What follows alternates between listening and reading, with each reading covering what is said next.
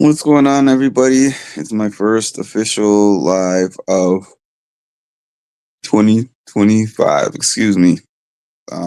This was just basically, I fell asleep. I think it was about 9:30 or so, and I was watching the that Hoda and Jenna thing, a look back, and then I started to feel tired, and I was like, you know what? Let me just take a nap for an hour. I set my alarm. I'm like, I'll be up when the ball drops. Next thing you know, there's a knock on my door, and it's my sister knocking on the door to tell me, "Hey, Mark, it's midnight." And I was like, I guess I'm at that age. I think there's probably been one or two other times that I can remember falling asleep before midnight, but it wasn't nine. It wasn't like nine until after midnight. That's kind of crazy, but I was tired. It is what it is. I'm not, unless I was like out for New Year's.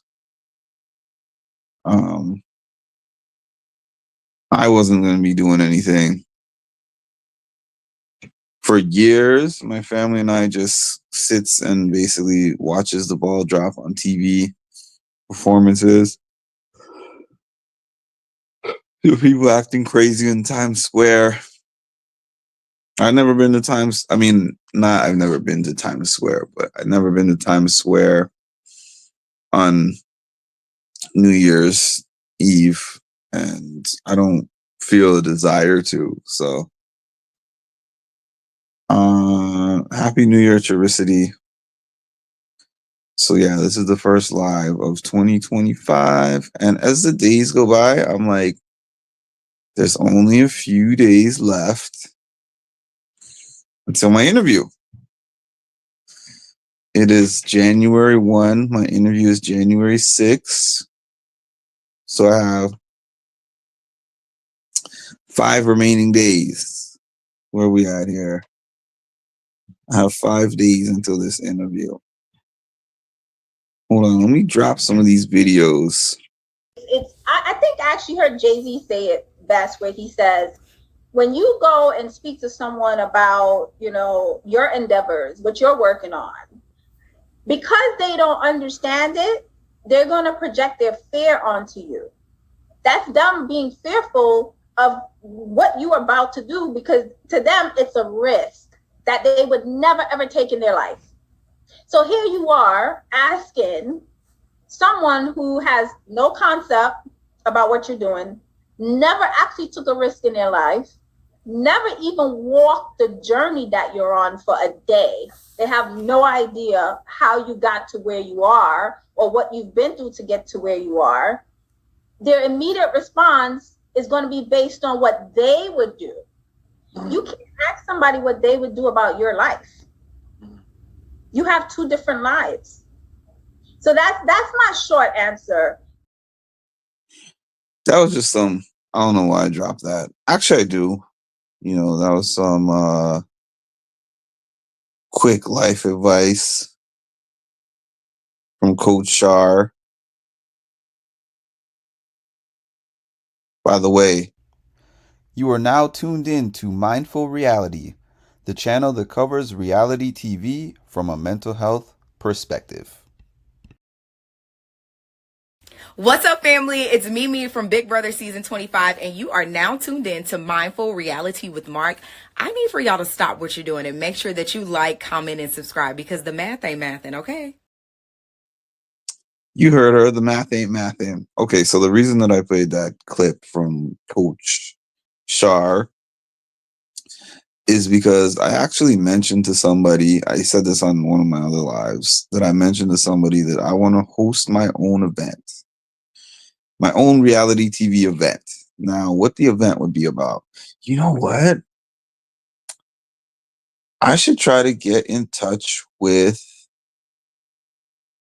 Okay, I have multiple options here. I have multiple options here. I have Hannah. I have Wendo and Bryce from Survivor who throw those parties. These are just options I'm thinking of if I were to be able to get a guest to show up. Let's see. Who else do I have communication with? To be honest with you, a huge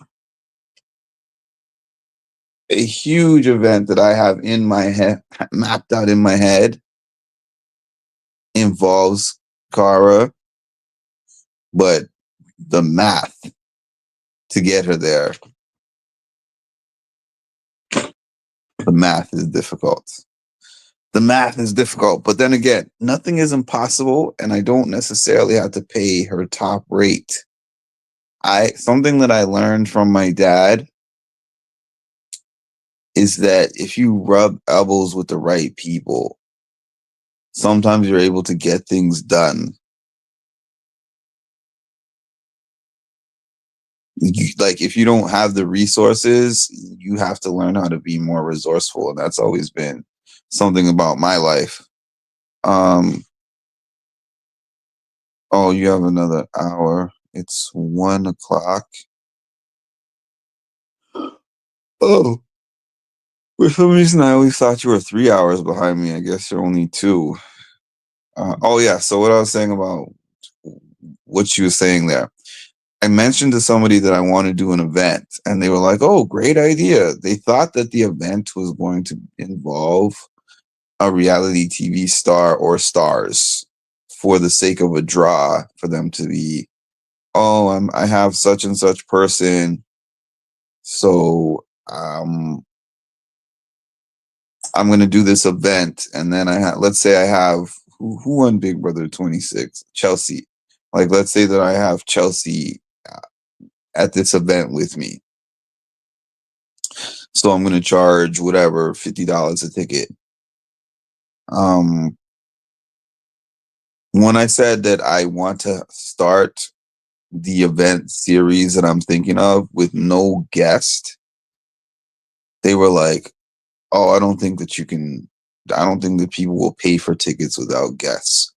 Who says that people won't pay for tickets without guests? Have you created this type of event that I'm talking about? Actually, no, you have not created this type of event. Do you know the type of draw that I have? Like, I think that people would come there for me and for what they know that I would put together. Like I said in another live, is it going to rival a fully established thing that has been going on for 5, 6, 7, 8 years? No, I doubt it, because everybody has got to start out somewhere. But is it going to be like myself in an empty venue, just looking around and wishing that people were there? I don't think so either. I think that I would be able to get a good amount of people to come, and the ticket prices wouldn't be outrageous. And the thing is, I'm pretty sure all of those places, all those people, when they started out doing those events, they started out relatively small, and they charged lower ticket prices just to get their name out there. And then once they started getting their name, their brand, they started building up. And then I could see it being something where house guests and people from these shows know about my parties and the type of parties I have, and then they just pop up, because that's what happens at these. If you go to enough of these, you see that there's some people that are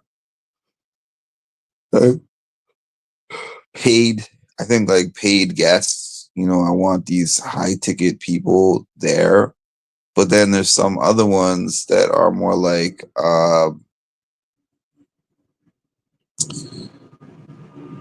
they just show up. They just show up to all the events. They don't get paid for it. They just show up. It's usually 3, but we don't do time change. Oh, I see. Interesting. Happy New Year, Marshall. Everyone has to start somewhere. And I mean, there's people who literally said that they don't think that my YouTube page is going to be successful before I started it. Oh, you know what? I don't think that's for you. I don't think that you're going to be good at that. Like the pages that I follow are like this and that. And I'm like, okay, you think that there's one style on one type of person on YouTube? There's many different people. There's people who are like really loud personalities. There's people who are more quiet like myself. There's people who are in between. There's people who spend a lot of time editing videos. There's people like me who don't do a lot of that, although I used to. But I'm a person who follows. I guess I don't like to use the term follows the trends because I really don't follow trends like that. But in a sense of, I follow the trends of what is working because I spent so many years just doing what I thought was this is the best thing. And that for me was taking my expensive DSLR camera, propping it up, and recording myself in 4K, and then sitting down on the computer, editing the footage, and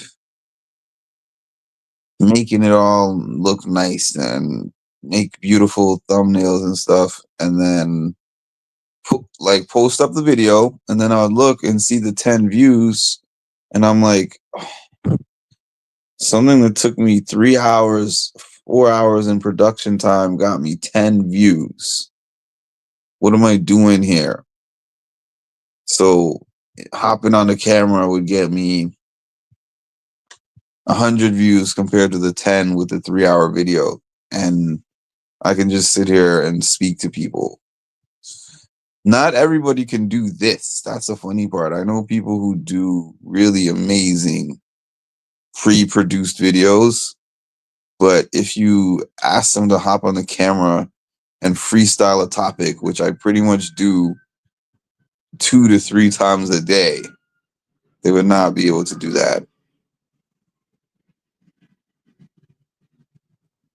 We watched the New York ball drop too.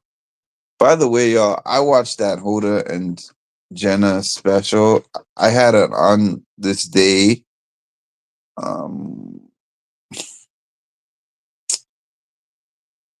Hold on. I had an on this day pictures and videos from the one that I went to in 2022. And I thought that I wasn't on the camera much for that, but this compared to that, you wouldn't even know that I was there. But I was there, y'all. I was there for real.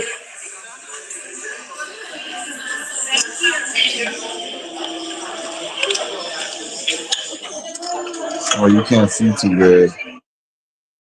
That's because my light is off. But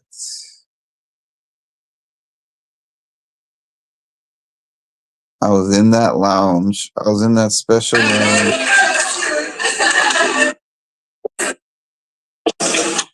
Tonight's celebration is going to be one for the ages. We're being joined by some of our brightest stars, our funniest friends, and our fabulous party guests. Let me say goodbye to 2024. So much ahead, including the year's Philly who charged the fiercest fast and the most clickable viral videos and many insane things we all tried. Social media. But first, if it's you absolutely flew by. It's not just you. We've got rapper and social media sensation Mike D'Angelo who has to look back at the entire crazy year of women.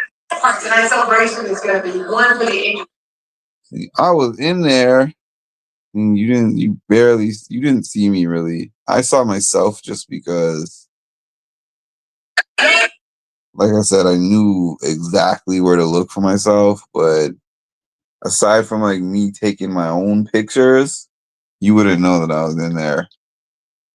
but I got a check for being in there, so that's cool. I got money for being there. If you want to pay me to be background, then go right ahead.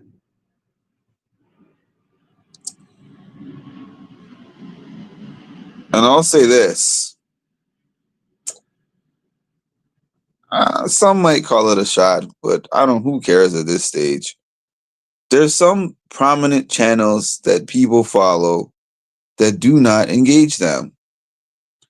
And it's a personal preference about which pages that you like and which pages that you follow. You know what I'm saying?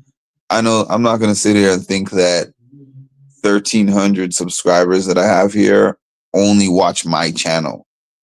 Even though I know there's probably like a small percentage that are like that because they've told me, that's like 10% of the people on my channel will be like, I only watch your channel. But the majority watch, multiple different channels. But out of maybe, let's say, the top 10 channels that you watch, how many of them know you when you come into the channel?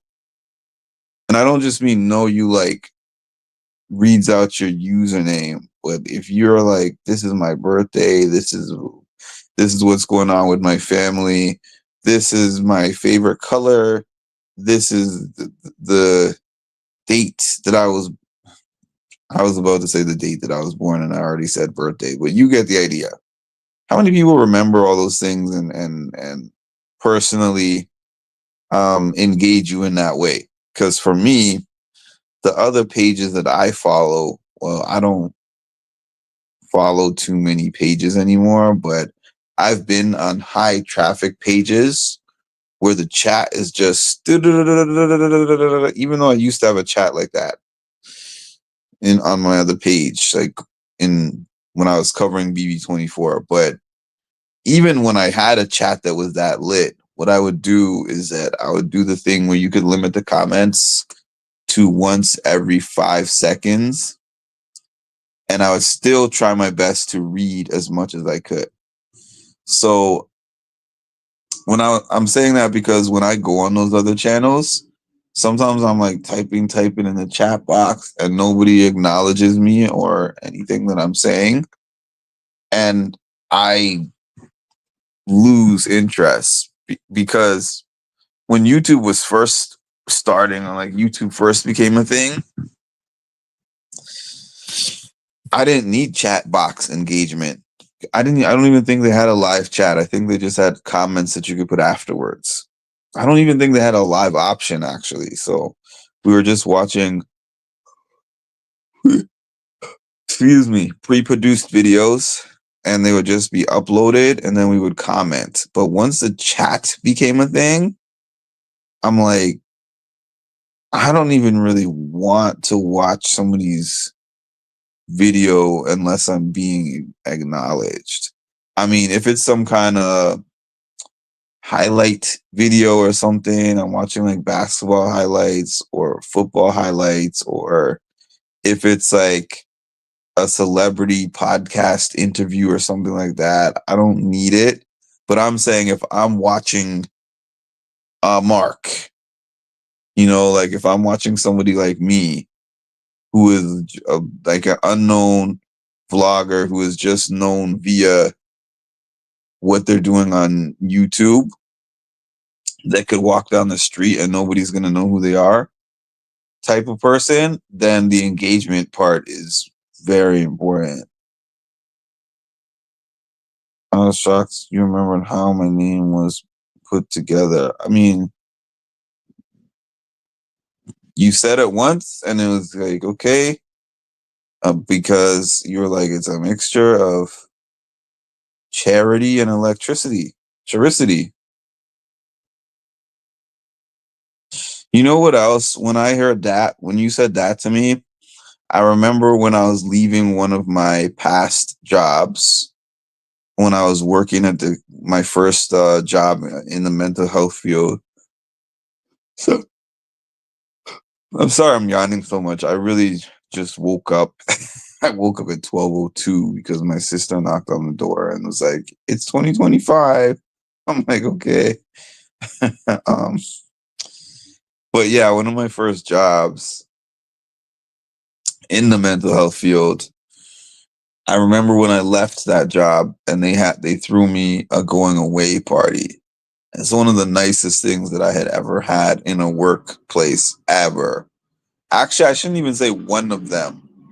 I think that it was the nicest thing that has ever been done for me in a workplace. They threw this surprise going away party for me. And I remember everybody got up and gave speeches, which I didn't expect. Like everyone had a speech about things that I've done for them or how much they're going to miss me. And then I remember one of them standing up and saying something in particular. And she was like, "Mark, we're really going to miss you in this place." She said, sometimes you are a man of few words, but the words that you use are spoken with such conviction. And she said, she was like, "We consider you a quiet storm over here." And I was like, "A quiet storm?" Nobody has ever said that to me. But I thought about it and I was like, you know what? I can think of things that happened in this place of why somebody would call me a quiet storm. I was like, I absolutely love that. I told her afterwards, I was like, "I love that description. Where did you come up with that? Why do you call me a quiet storm?" And she was like, "Because generally your demeanor is quiet and calm. But when it comes down to it, when it comes down to like to advocate for us or some kind of injustice has been done to yourself or to one of us, you will raise hell." You're like a totally different person in those cases. And I was like, that is so true. That is so true. Like nobody knows the storm until they're in the middle of it when it comes to me. They think they can just keep pushing me and pushing me and pushing me. Uh,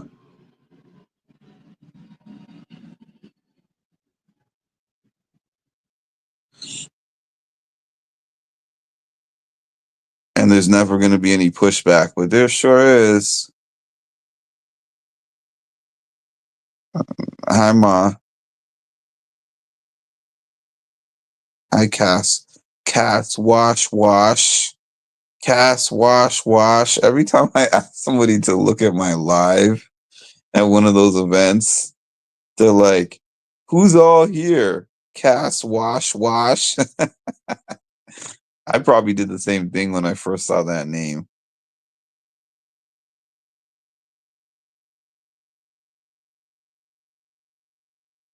Um,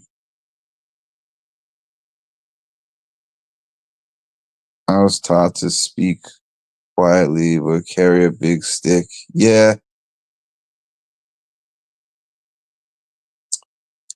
I'm self-taught about that. To be honest with you, I'm self-taught because my dad was loud. There was no walk softly and carry a big stick. It was speak loudly and carry a big stick when it came to him.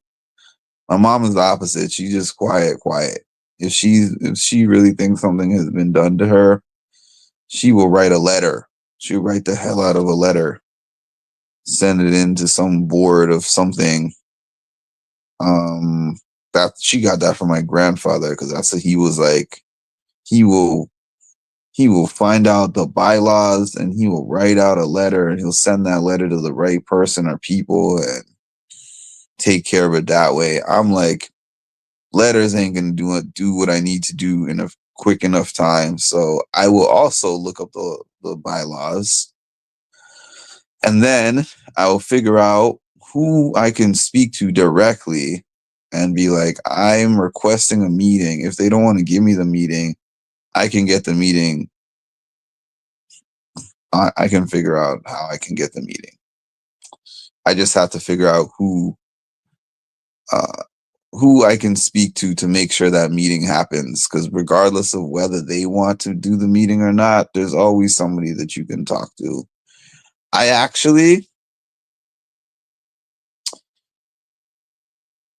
So I was in this town recently that was targeting my car and putting faulty tickets on my car.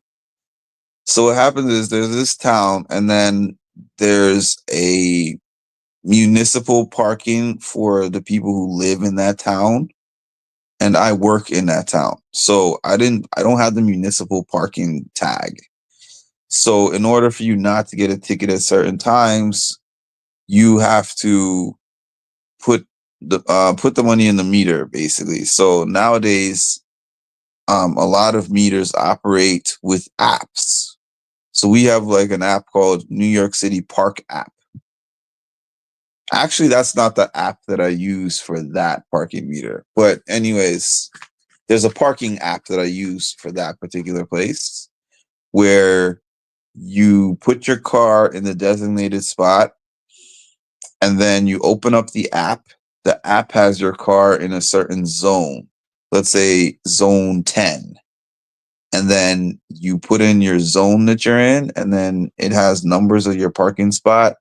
You'll put like parking spot 14 or whatever, wherever your car is parked. And then you have your debit card or credit card attached to that. And then you just select the number of hours you want it in there. And then you pay for it. And then that's it. So then when they come by and they're scanning the car, it's supposed to show the ticket officer that you have paid for the meter. So they caught me once or twice lacking because the meter expired and I wasn't there to move the car or whatever. So I paid those tickets. But then I got a ticket. So the meter was expiring at, I think, about 9 o'clock in the morning. And then I got the ticket on there that said 8:15 in the morning. And I got there well before 9 also to check. Like I got there about 8:20, 8:25 to move the car, actually. And I was like, what is happening here? So I got a ticket. I shot right over to town hall. Town hall is like,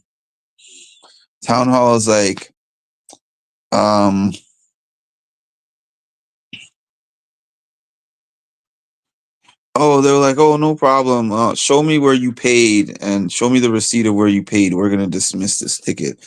They were like, unfortunately, sometimes the Bluetooth for this particular lot has not been working correctly. So that's the reason why you probably got that ticket. I was like, all right, I took their word for it to an extent. I thought they could be lying, but I was like, at the same time, who cares? They're going to dismiss the ticket. Gave them the ticket, and they said, oh, it's going to be dismissed by the end of the day. Then I get this letter in the mail. It has a list of tickets that I have accumulated from that place. That ticket that they said was dismissed was now doubled. Then there was another 2 or 3 tickets from that same meter, from that same spot. All tickets that I had actually paid the meter, and the meter was not expired. And I got like 4 tickets in that spot. So at that point, I was like, they know my car. They know that I've come to town hall and actually met them directly and showed them my receipt of paying for this meter. So I'm like, at this point, I cannot consider this an accident anymore. So I looked at each of those tickets meticulously. and saw that the ticketing officer was the same officer for almost every single one of those tickets. So I looked him up. And then the letter that I got had the name of the judge of the traffic court. I looked him up. And then I wrote a very detailed letter about the fraud that was being committed by putting those tickets on my car, knowing that they were not expired meters. And I put down the details of the people that I met in town hall that day that I spoke to. I spoke to this person, this one, and this one. And I was like, I presented them my receipt of paying for this meter. They said the Bluetooth was faulty. Here's the email that I sent whatever person they told me to send this email to let them know about what happened. And I was like, as you can see, they told me that they were going to dismiss this ticket. They didn't dismiss it, and they doubled it. And then they gave me like 3-4 more tickets in that same area, all of which I was paid for. So I basically told them that unless they want some kind of litigation against that particular town that I would win, that I recommend that they drop all of those tickets. And then I think like a month later, I got a letter in the mail.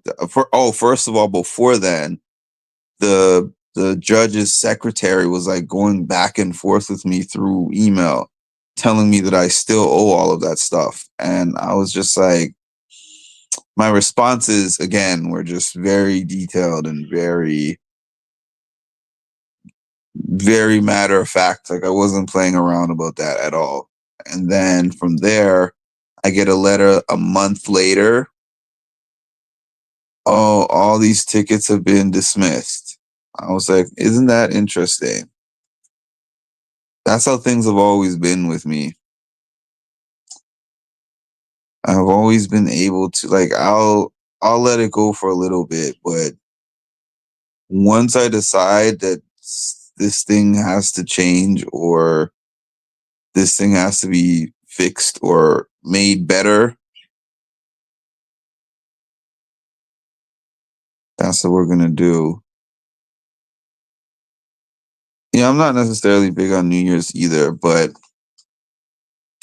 man, this year, I don't know. It's not like I'm excited right now, so I can't even say what I was gonna say. New Year's bingo makes you focus more on short-term goals. That's a cool idea. Good night, Marshall.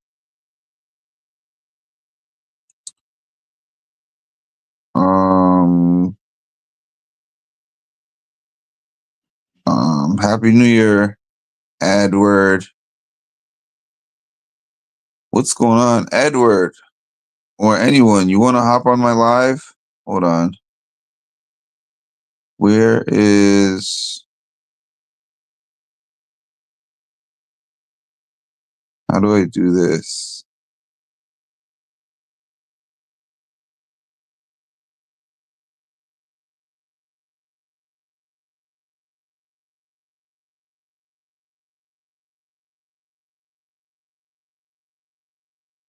Yeah, I'm throwing that link on here. I keep forgetting to do that. All right. Yeah, so that was a roundabout way of saying Chiricity. That was a connecting thing that made me think of that. Like the person who called me a quiet storm. I like that. I like being a person who even my current job knows me as that person.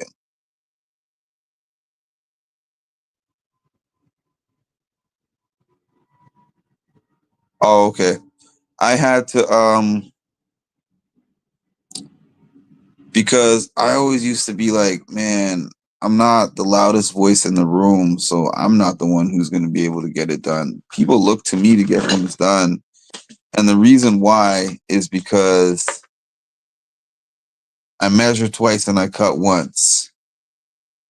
So really, I guess what I mean is there's some like rah-rah people who are always just going to kick up dust and be like, you can't do that to me. You think you can do this to me? I got cases on all you mother. You're going to be playing basketball in Pelican Bay. You know, like there's those type of people. And there's someone like me who does not do that every single time that something happens. I mean, I learned this over the years. This is what I was saying to Marshall when he was still on. It was a learned skill for me because I can still remember there was this thing that happened to me at one of my old jobs. And the boss of that job was so strict, super duper strict. And there was an intern at the job. And the boss instructed the intern about something, and it was very trivial. It was not like this intern was committing some crazy violation of the job, or it wasn't a violation of the job or the company. It was just like the director of the program told her not to do this particular thing. So she made an exception, kind of thinking I know she wasn't thinking about, I'm going against the grain.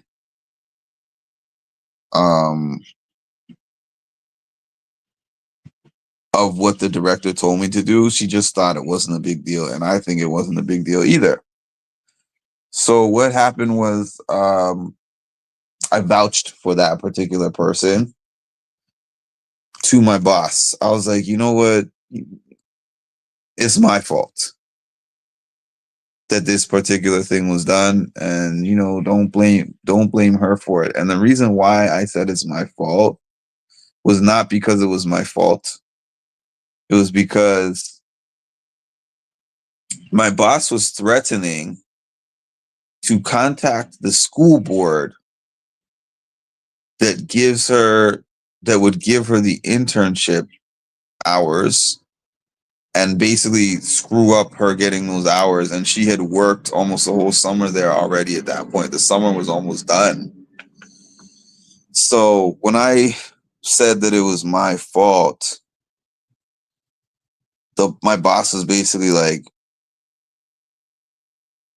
you didn't come in here and say that before, so I don't think it's your fault. And if you want to claim it as your fault, that now makes you a liar and somebody that I cannot trust. And I said something so specific to this lady. I said, I'm not a liar. I'm not somebody that you can't trust. I've been here for X amount of time, and nobody has ever said that in that span of time. So I said, in this case, you could use some common sense and think to yourself that perhaps the reason why I'm taking the blame for this particular thing is because of the potential ramifications that you're giving to the other person, and I'm willing to take whatever you want to give me. If you want to do that,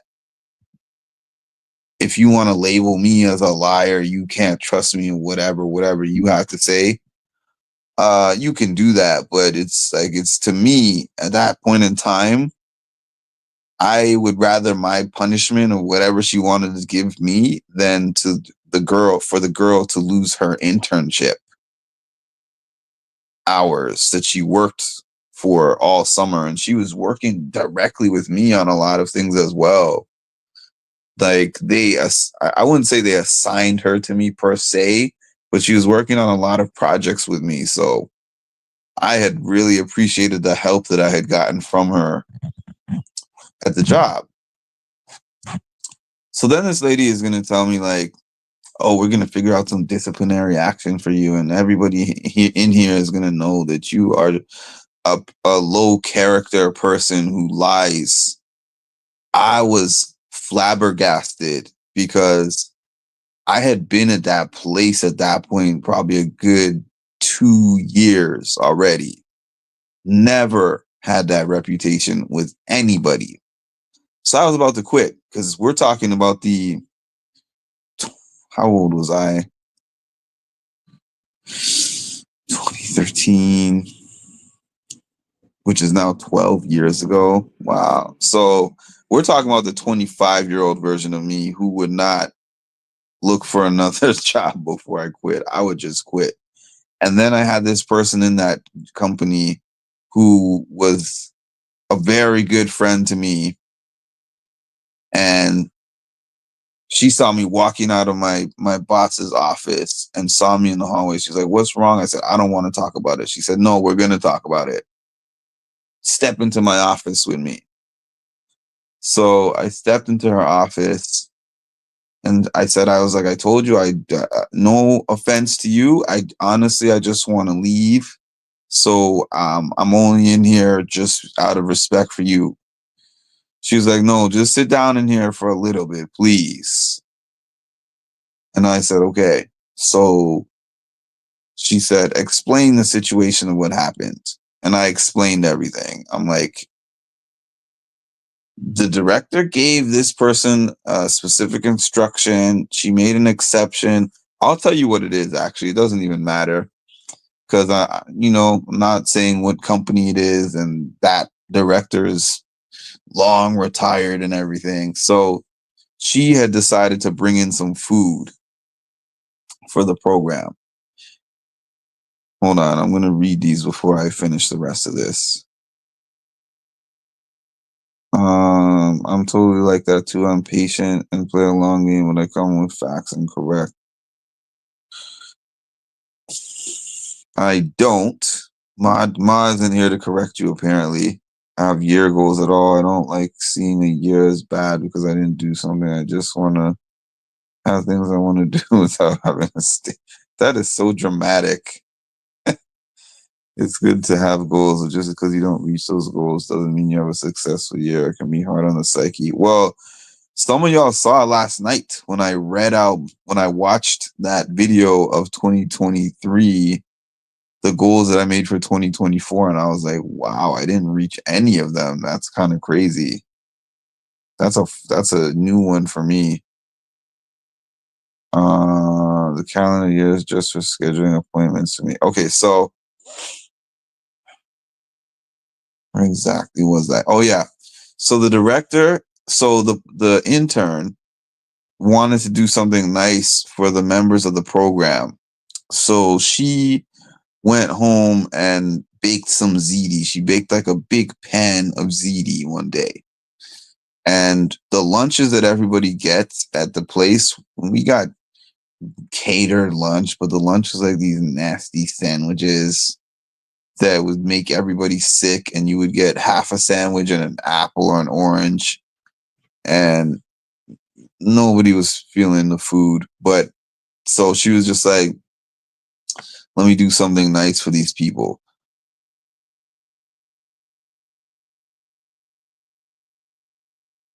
So she brought it in. It was like a Tuesday, and then the director saw it and was like, "Oh, that's nice." And she said, "But you can't serve this today." She was like, "Oh, but I haven't ordered the lunches yet for Friday. So put it in the freezer and then you can serve it on Friday." And I'm thinking to myself, she baked fresh ziti and you're going to put it in the freezer for 3 days and make them eat it out of the freezer instead of just giving it to them that day. But anyways, the girl said, "Oh, that's fine." And then there was somebody there that had not eaten. And she saw the person that had not eaten. And they also missed lunch because they came late. So she was like, "Oh, because you didn't get anything to eat, I can give you a piece of that ziti." So she gave the person the piece of the ziti. And what happened with this one was the director blew a gasket when she opened up the ZD and saw that a piece was missing, because she had made these specific instructions. Nobody can touch the ZD until Friday. So she went to confront the girl, who then said she didn't scoop out the ZD for that person. Basically, she was basically trying to say, she was trying to concoct a story because it was being threatened that she was going to lose her internship. Oh, I'm sorry. I'm gonna add you in a second if that's Edward. I'm gonna add you in like 1 second. She was gonna lose her internship if she gave the person the ZD, if it's like proven that she gave the person the ZD. So me vouching for her basically means that I basically corroborated her story. But I knew that it wasn't the truth, and my director knew that it wasn't the truth, but I was like, you can punish me. I'll eat the punishment. And at that time, I was just there making my minimum wage. The job wasn't that important to me. I probably wouldn't put myself on the line in the same way if that happened to me today, but I would advocate in a sense of being like, you're being unfair, So what ended up happening was that person that I considered like a friend and a mentor ended up speaking to me and telling me that she was just like, I know that you are upset by the things that were said to you, and you should be, and I would be too, and this person upsets me too, but the thing is, you're great at this job. You don't want to leave money on the table. So she said, please do me a favor. Tell her that you're sick or something and that you have to go home for the rest of the day. Use that time to do some thinking. If you're still angry and upset and you just want to quit, take multiple sick days until you feel certain about what choice that you want to make. Because she said, you don't want a moment of anger to take away something that benefits you in the long run. And she's like, you are absolutely right when it comes to this battle that you're fighting, but some battles are not worth fighting, and you have to use some discernment. And that was some of the best advice that I had ever gotten. Anyways, I'm sorry, y'all. I was trying to put Edward on here. I just wanted to finish my story first. Hold on. Edward, welcome.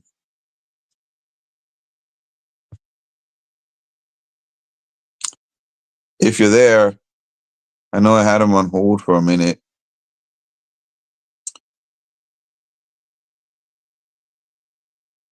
New year, new ma? Is that what we're saying? New year, new ma? Can you hear me now? Oh, there it is. My mic wasn't on. Oh, okay. Happy New Year, Edward. How you doing? Oh, doing good. Just chilling. I just like kind of watch a ball drop. Other than that, I'm just been doing some household chores, and I just got done now, so I'm about to go to bed. Oh, you're about to go to bed. Okay. Yeah. Nice. Do you have school tomorrow? Work? No, but I do have work, but I go back to school like next week, so it's like my last of my holiday break before I go back in. Got you. How's the break been? It's been going all right. This has been like a fast break. Time went by like really quick and everything, and even like Christmas went by too fast. I kind of still feel at that time I feel like we were just starting December and stuff, and everything was like everything was going too quick. Yeah, you blink and the Christmas and New Year's is already over. Yeah. That's true. I feel the same way. I'm waiting for all the shows to come back. I mean, I'm still watching the shows, but I feel like the best show time is during the Big Brother season. I would say I concur with that. It's kind of like I just been like watching some other stuff just to get me past through this time while I'm out. But and then I've even like been. I don't know if I said this before, but like I even started watching like NFL this fall, and like this is my first time ever watching NFL because I'm more of like a college What, football watcher a little bit, but like I've been now like watching NFL. oh, okay. Yeah, I'm a sports person too. I'm less into sports than I used to be, but I used to be big into it. Right.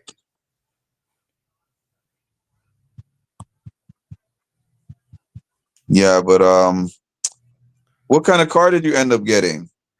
That was for, that was for, I got a 2017 Honda Accord. oh, that's not bad. That's newer than my car. My car is 2015. I got it in 2018. It's a Honda Civic.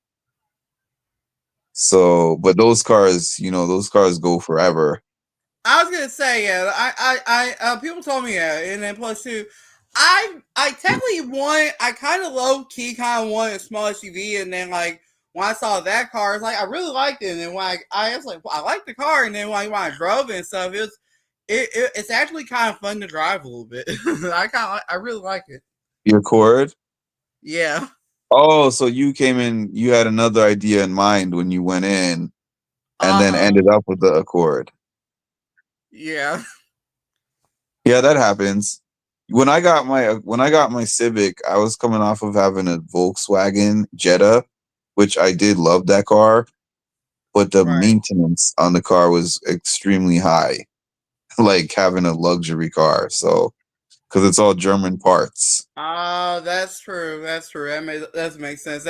Hopefully, I'm hoping it doesn't happen to me with the Honda. I mean, the only thing I've had lately done to it, I had to get a tire rotator too, and other than my normal oil changes. But I know eventually I'm gonna have to get my tires and brakes tires and brakes Canadian like that. Ma asked what the color of your car is. I say It's in Canadian Gil because he white. puts it with a U. What'd you say? It's in good old white. Oh, it's white? Okay. Yes. I can't deal with white cars. I can't. I I just just say to me. I mean, no offense. I like the car. To me, I just don't really. I'm with you. I don't really dig with white because I feel like you can get that easily dirty, especially over that's summer with all the bugs and the flies and stuff like that. that's really why. Like I would feel like I need to clean it more because it's more easily noticeable when it gets dirty. Yeah, and that's actually half the reason why I end up having one of those like those like car washes Christmas you have each month and stuff like that. Charicity said she calls her car Betty for Betty White. Her car is white also. That's so sweet. That's funny. Which person are you talking about, Ma? Who's our girl? Did I miss something? My next break isn't until the end of February, so when I go back, I'm going to be super depressed. Oh, are you talking about your cat?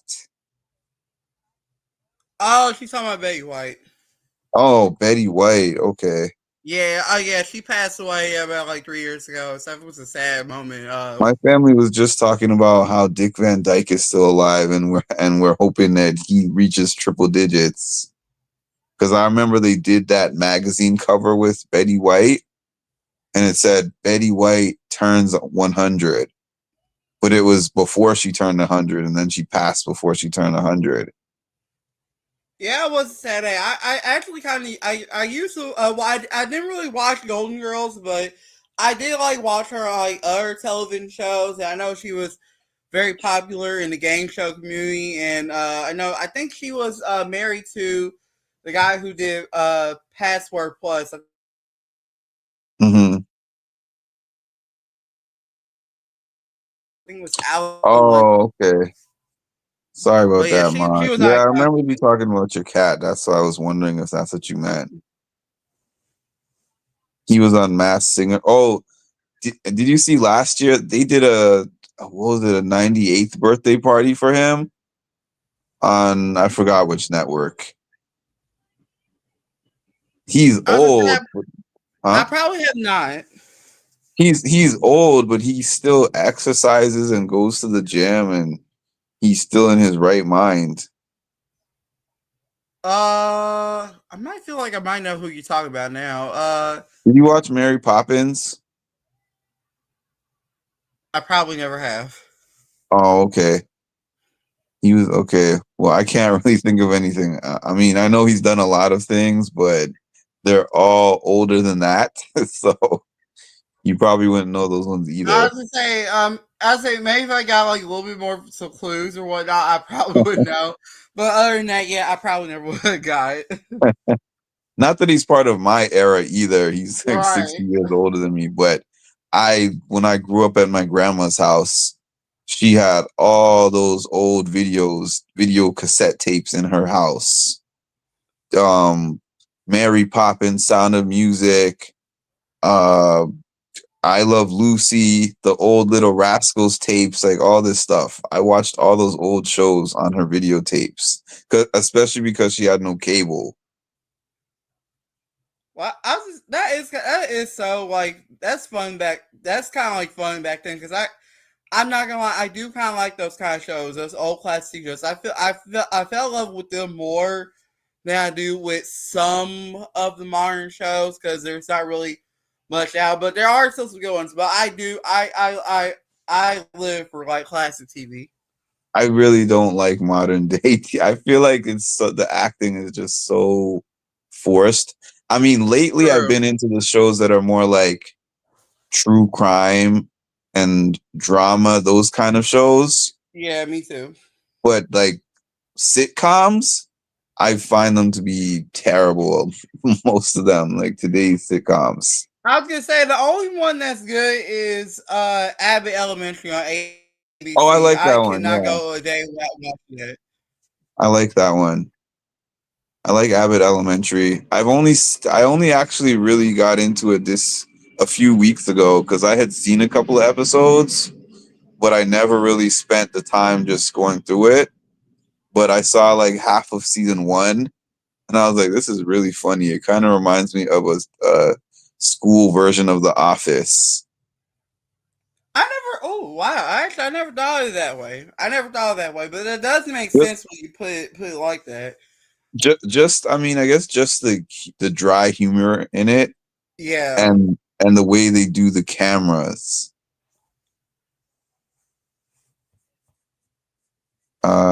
Chitty Chitty Bang Bang. You know what show? Did you guys watch? Did you watch Squid Games, Edward? Do you watch that? I do not. I don't really get that show. Oh, okay, okay. Happy New Year, Tammy. Oh, hi, Tammy. Happy New Year.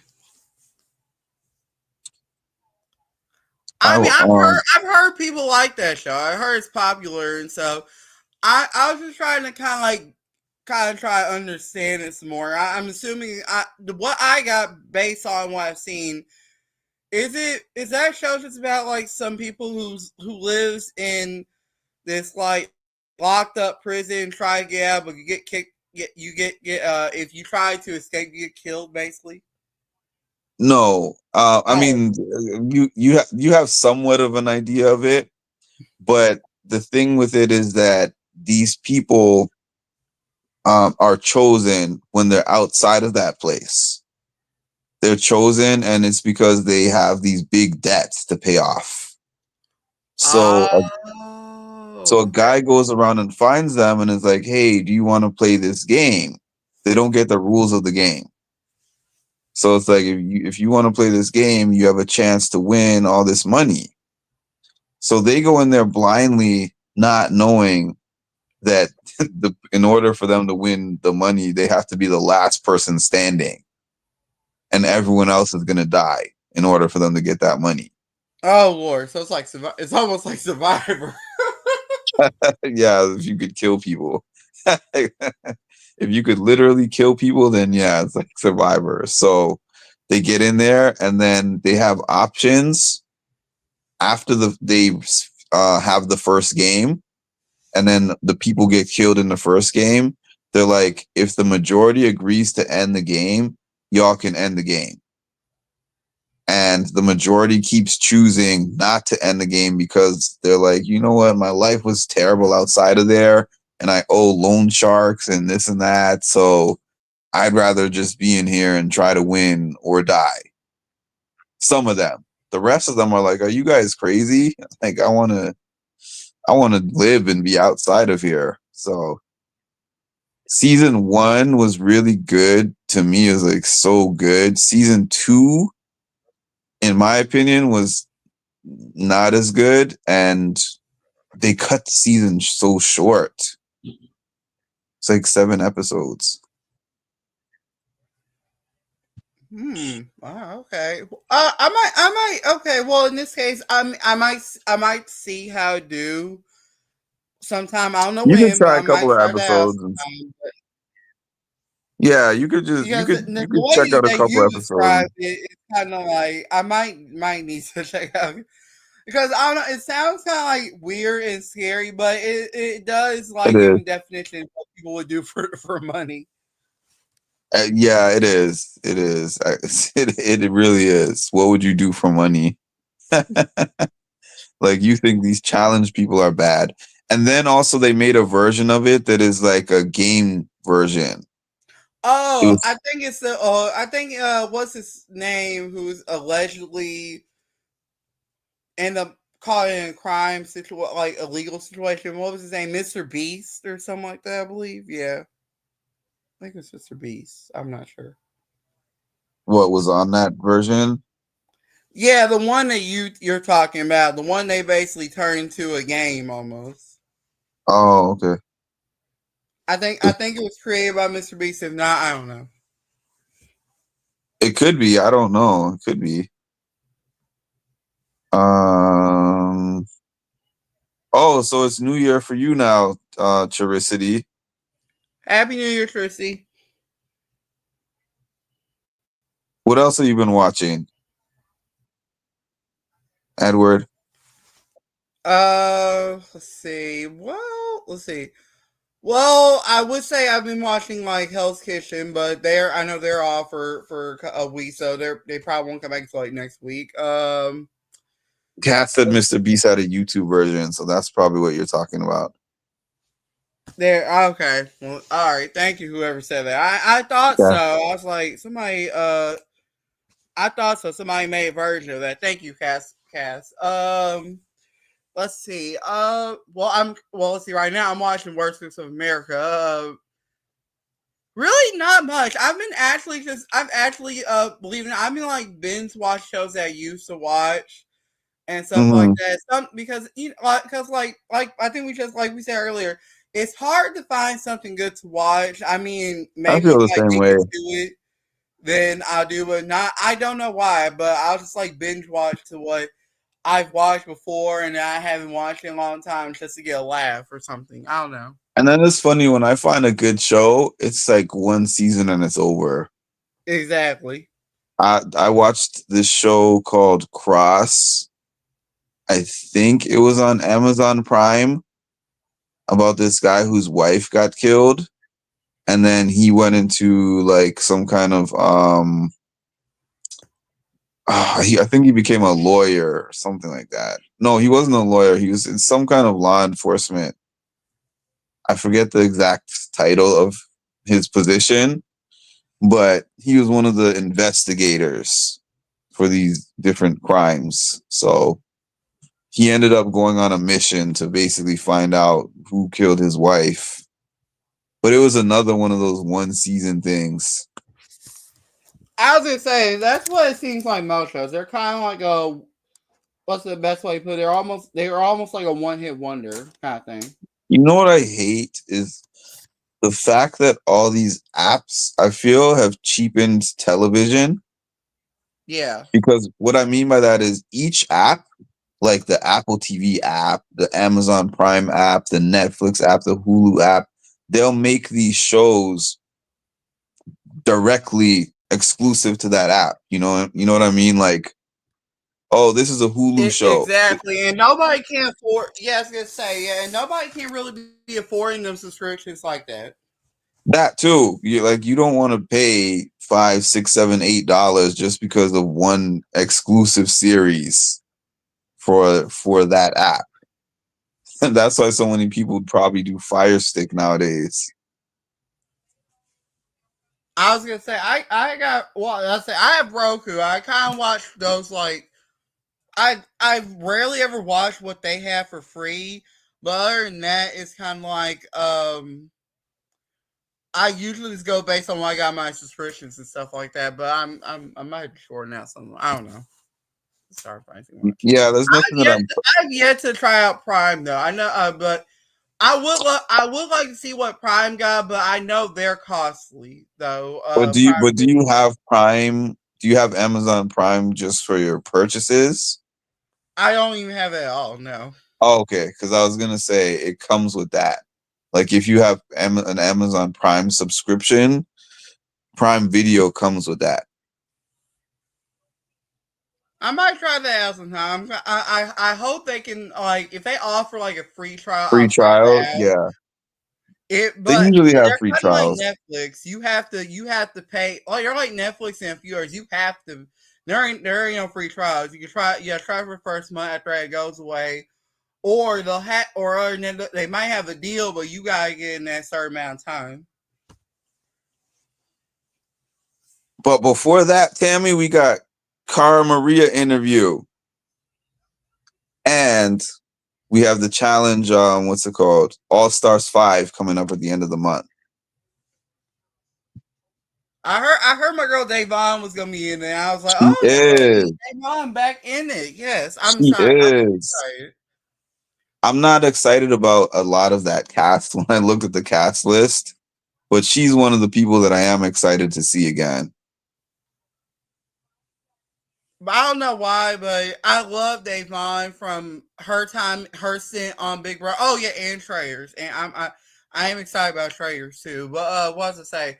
I love her from her time on Big Brother, and then she was on the challenge before with like some of the international people who were on the show as well, Paulie and etc. So I am excited to see how this goes, but I feel like some other people, it's kind of like they've been there like multiple times already. It's kind of like I would figure they'd be kind of like Wes being moved retired, but they want to get that win. I respect that. Were you watching the live earlier, Tammy, before you started commenting, or did you just randomly say that? Or maybe I'm missing something in the comment section because I'm like, how did she just jump in and know we were talking about Dick Van Dyke 20 minutes ago? I'm shocked that Jimmy Carter made it to 100. I was expecting him to totally. I'm reading your spelling error, Ma. That's why I stopped. Oh, rest in peace. Oh, that's right. Rest in peace, Jimmy Carter. I've seen that. And Survivor is cool because they air 3 times a year. You don't have to wait that long for Survivor to come on. I know, right? I will say I never watched that show. I don't really watch Survivor, but I will give it to them to be coming almost 3 times a year, like you just said. That's great because that's why they've been having so many seasons in such a short time. I see why they still have millions of viewers still watching the show within a short time span. I don't know how many years it's been now. Years wise, I'm assuming it's been in this case over 20 some years. But yeah, man, she did 40 some seasons.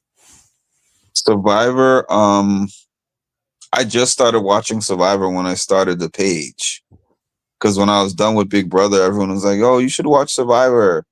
And I didn't like the first season of it that I saw that much, but then I kind of got more into it, but I'm always confused when I watch it still. I was gonna say it's kind of, I know, that's why it's it takes me a minute to get used to the show a bit.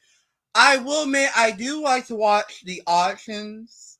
That's kind of that's my favorite. The auctions are probably my favorite part of every season. It's hard. I think the best season was I forgot what her name was. She almost looked like Cerie, but not really. She was the one who won that phone call, and then she spent her time with her husband back in what's the name of that place? It not in the main island, but the other one. I forgot what it was called. Maybe it'll come back to me. And the other loved ones got to be at the camp. The other ones went to that other place. To I can't remember. I'm long winging it. I can't describe it. Yeah. They used to have the challenge as much as they had Survivor, but they don't have as many seasons, or they don't come up with the seasons as fast anymore. Now I was gonna say, oh, sorry, go ahead, Mark. I mean interrupt. No, I was just saying the challenge used to be like 3-4 times a year, every year for a while. And now it's not like that.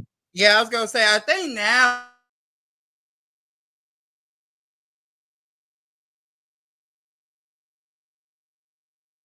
It cut you off, Edward, if you're still talking.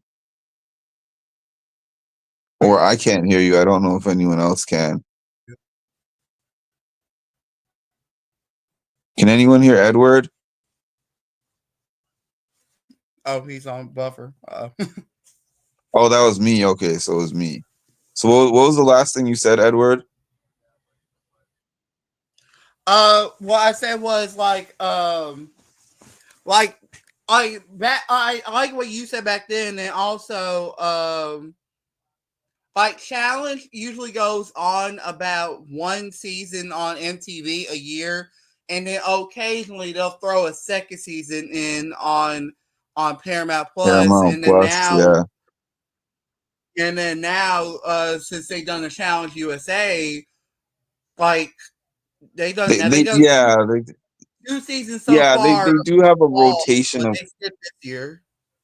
Yeah, like they do have a rotation of challenge again, but it's not like when I meant they used to have 4 a year. I mean 4 of the regular show.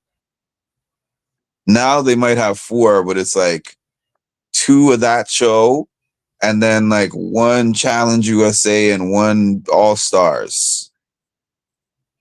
So it's like a whole different group for each one of those. Yeah, and then also to add on that, no one count Paramount Plus works. No shade. It's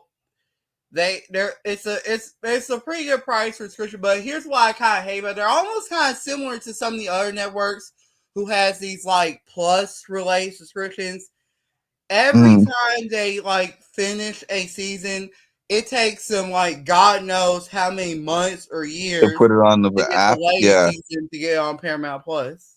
Yeah, that's true. Yeah, that is annoying. That is annoying. I kind of wish they're kind of like what Peacock does. That's what I like about Peacock. When they air a new episode on like any like NBC Universal related show, they air a new one on that day. That, like, for example, they air SVU on Thursday, so put it on Peacock on Fridays the next following day. I wish Paramount Plus was like. I got it.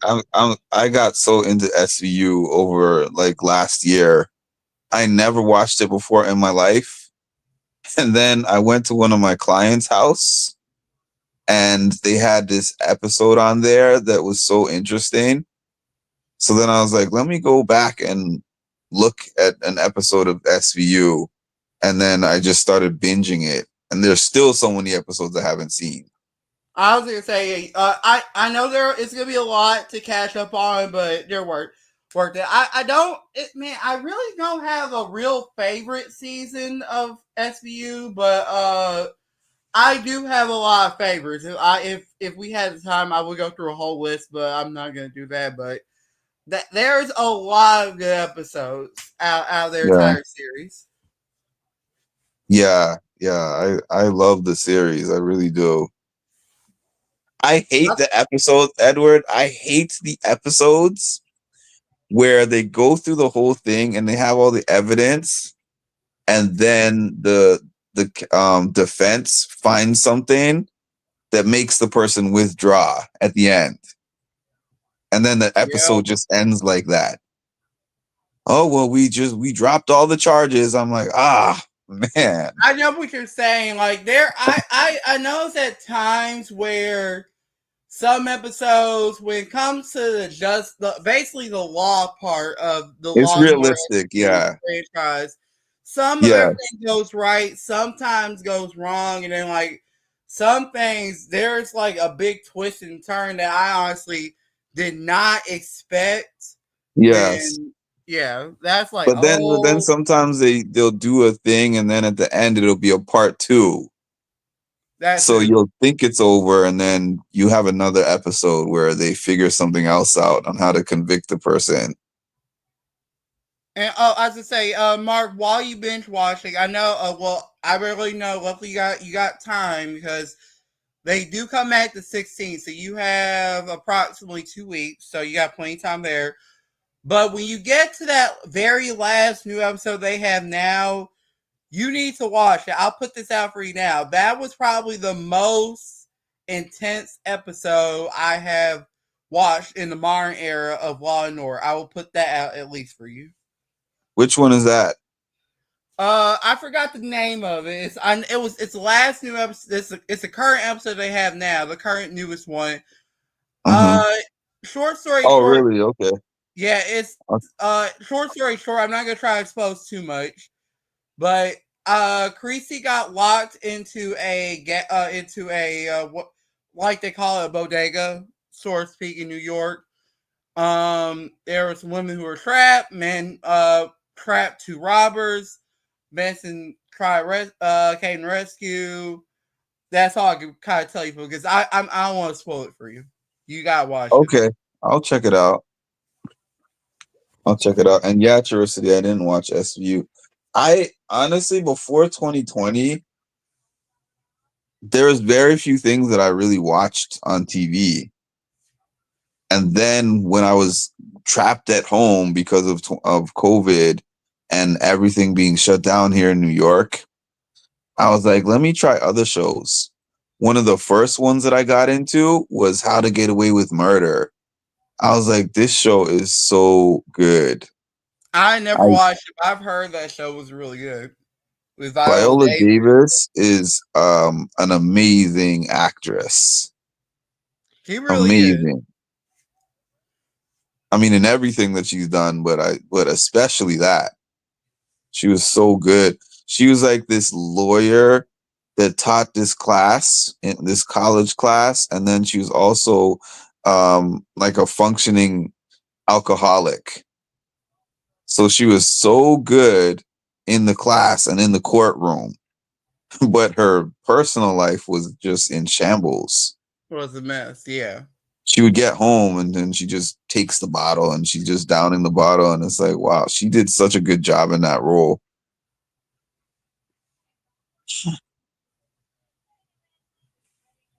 Oh, I was to say, I was reading this little comment from Tammy from the Jimmy Carter story. That was actually kind of fascinating. I was like, wow.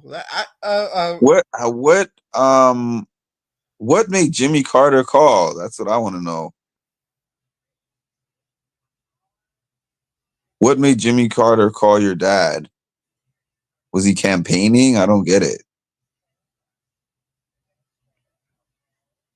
Now they're sending canceled. I don't like that though. Like when they send these 2-season shows onto the apps and then you start watching them and getting into them, and then you're like, oh, there's no more seasons. Like, that sucks. And then plus too, you never know how long they're gonna be on that. Yeah, but there's always a season by season thing. All of our network. I was thinking about that. I was talking to somebody about that the other day, Edward. Even bad shows back in the day, you'd get probably a good 3 to 5 seasons out of them at least. Because that's just how it was. And if it was a half decent show, you're going to get like at least 7, 8 seasons out of the show at least, if not more. Now it's like you watch the season and they wait on the app to see how popular it is. And then if there's like a high demand for it, you'll get it back. And if there's not, it's like, oh, no harm, no foul. We'll just make this a one season wonder. Exactly. And then an example like in Netflix, kind of like what you said, when they like depending on how and that's what I'm actually kind of noticing when you brought that up. Like depending on how popular when they bring these like classic shows from other networks and movies and stuff, they'll have it in there for a good while, like during the, let's say, like during the fall and winter. After that, they'll expire and then they'll go somewhere else, or you never see it again, and you gotta find some way to watch online and pay for it.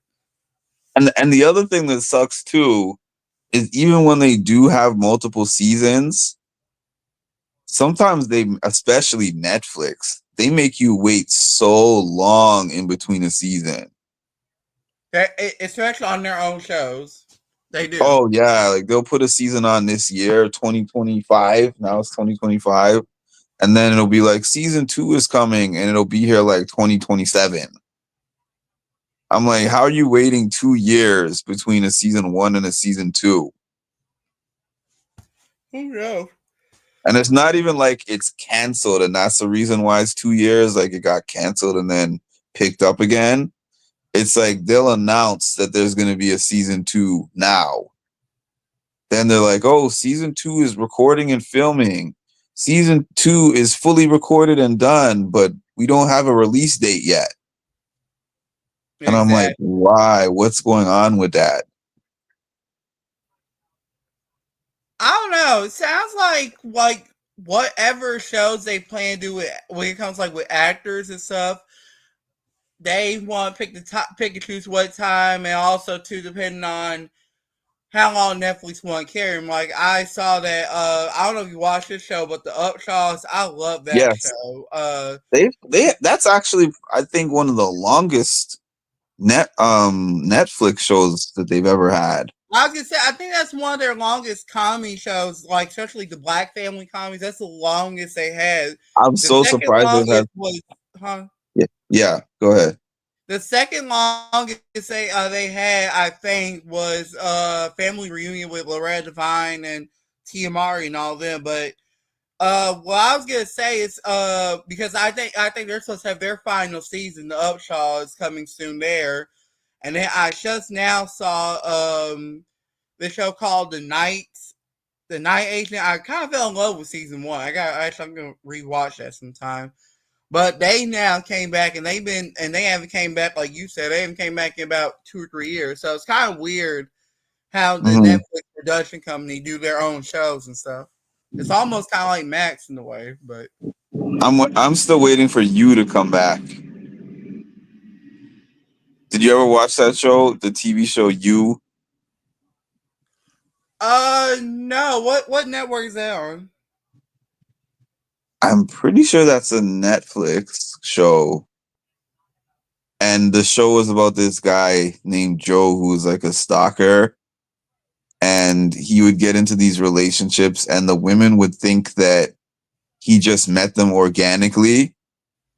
But he would actually have gone on and done all this research about them. Like he'll find out the things they like and the places they frequent and stuff. And then he'll accidentally bump into them and then just have a whole inauthentic connection with them that they think is just them connecting with him. And then he ends up killing them in the end. Wow. That's an interesting storyline for a show. It is. That show and Ozark were 2 shows that I surprised myself by liking those shows in during the time of the pandemic also. I gotta try that out. I might have to watch the trailer to get used to it, because that sounds like an interesting story right there. But I know what you're saying too. That's true. Yeah, it's one of those. It's kind of messed up. It's a messed up show for sure. Like you watch it, and you're like, "This is crazy," but I can't look away. That's how I feel about it. Right. and it's coming to an end. They're having their last season. I think they're airing it this year. I believe they're airing it this year. We'll probably have to, I'll probably check my Netflix on that sometime. Oh, okay, I've seen your other show you were talking about, Ozarks. I didn't really. I might have watched it. If not, I might try it out. I was saying, let's see.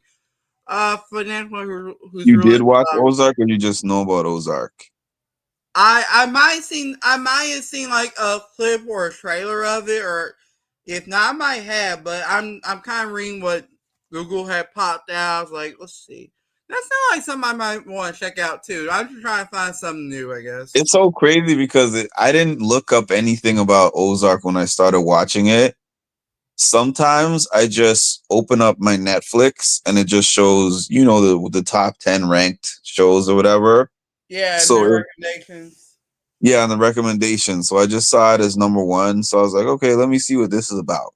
And the way it started, I didn't think it was going to be anything like what it was, because it showed Marty, who's the main character. I forgot his name. Somebody's going to know his name. Charicity is going to know his name. Yeah, I was going to say, yeah, I think she's a Netflix pro. Yeah. If I was going on a trivia show where you had to come up with all that stuff, that's who I'd pick. Her and Cass, except I think Cass has a less extensive category of stuff. But no, not his show name, but his actual name, because I'm describing it to Edward. So he basically was living an average life in Chicago, and I think he might have even been, I don't know if he was in some debt or it was just that he didn't make that much money. And then he got offered this opportunity to do like money laundering. So then he just got himself so deep into all this stuff. And yeah, he had to do a lot of different things that he didn't think that he would have to do, and him and his wife became villains. Wow. Because it was like at that point, it wasn't just about the fraud they were committing. It was like they had to do certain things to stay alive. Almost like Survivor. Yeah, Jason Bateman. Yes, thank you. Oh, okay. Yeah, that's okay. I just watched him in another movie recently. By the way, I forgot what the movie was called. It was this movie where he was trying to put a bomb on a plane. I forgot what it was called. Has anyone seen it? I haven't. I probably know. I probably would not know. I think it was on one of these apps that I saw it on too. It was pretty good. It might have been Netflix, because I don't have that many apps. I was gonna say I could probably look up. So like somebody who like put a bomb on a plane. Yeah, his character was trying to put a bomb on the plane.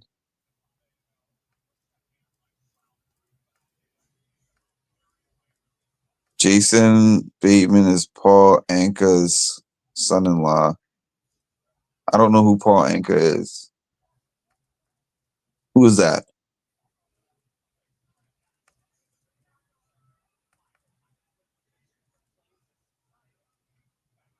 It was interesting because Jason Bateman. I think this might help out. Is it let's see.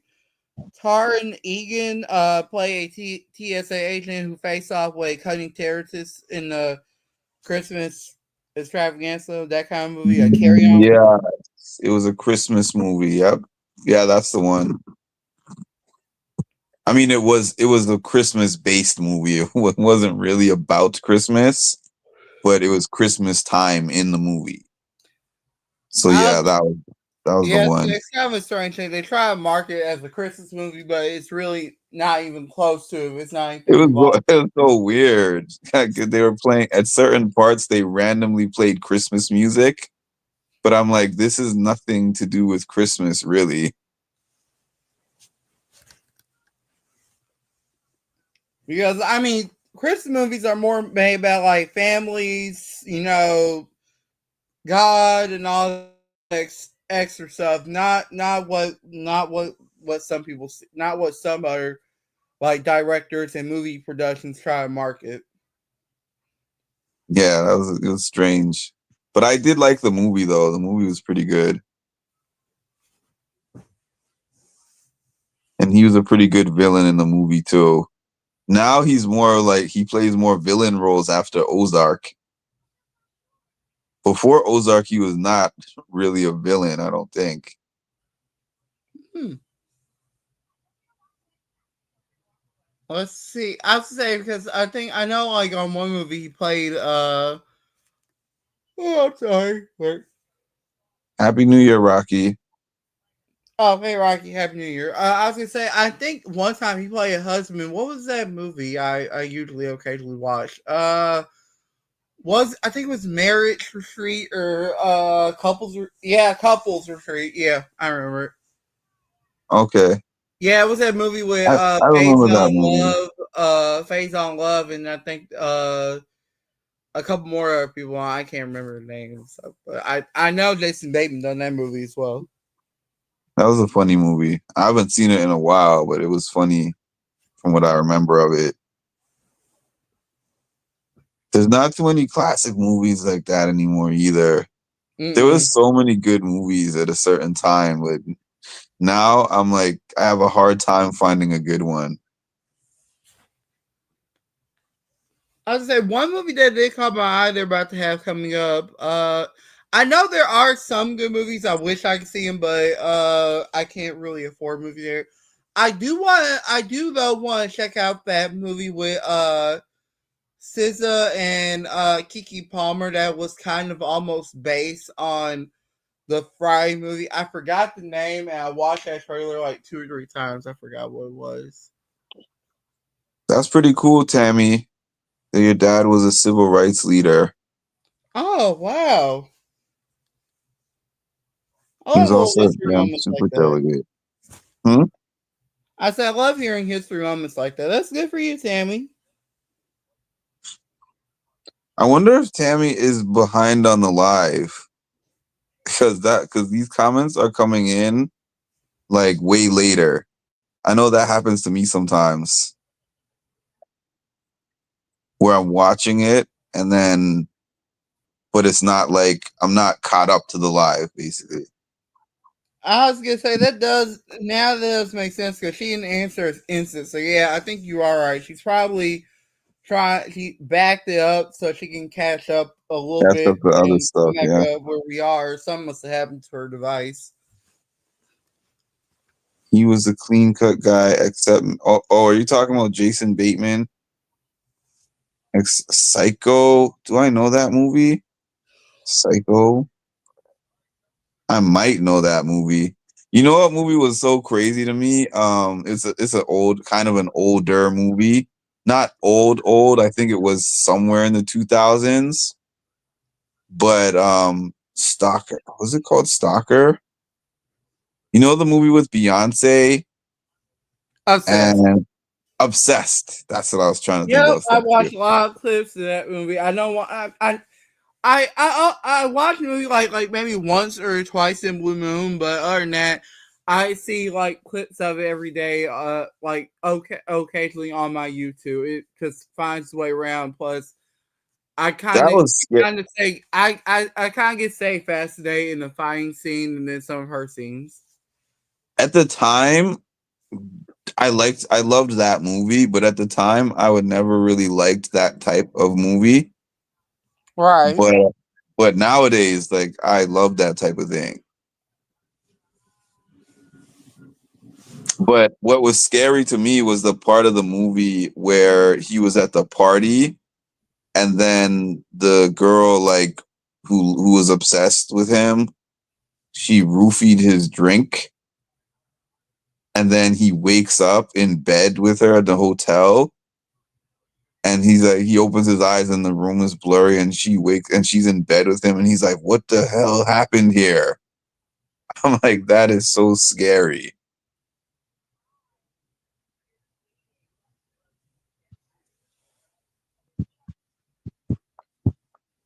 Oh, You I'm still there? sorry. Oh yeah, I'm still here. I'm sorry. I was thinking about it for a moment. I zoned out. Oh, I was like, where did Edward go?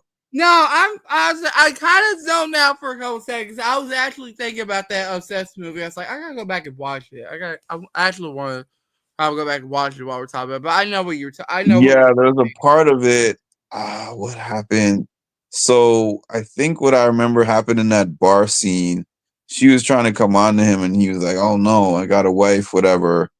Then she slipped him something in the drink, and then I think he went to the bathroom, and she came into the bathroom with him, and then he like blacked out or whatever, and then woke up in the hotel room with her. Ooh, I feel I might not. I might have not seen that scene yet because I kind of like see the best parts of certain movies. But yeah, that's why I said I gotta go back and watch that movie because that sounds like a good one. I gotta go back and watch that sometime. Yeah, I think in the beginning of the movie, she was, I think she was his coworker or something, and she was just flirty with him, and he was kind of flirty back.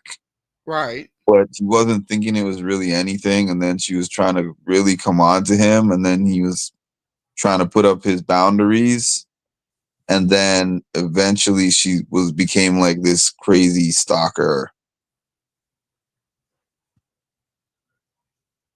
What do you I don't really like scary movies that much. That's not my kind either. No, hell no, I can't do it. I will end up with nightmares for days. Yeah. But I've started to like psychological thrillers. I do like those movies, those type of movies. That I can mess with. I can mess up with those or like certain sci-fi shows to a certain extent. I would go with those. Oh yeah. There was a show that I was just thinking of. Oh, it just slipped out of my mind. Um, dang, I forgot it. But it was one of the thrillers that I was thinking of.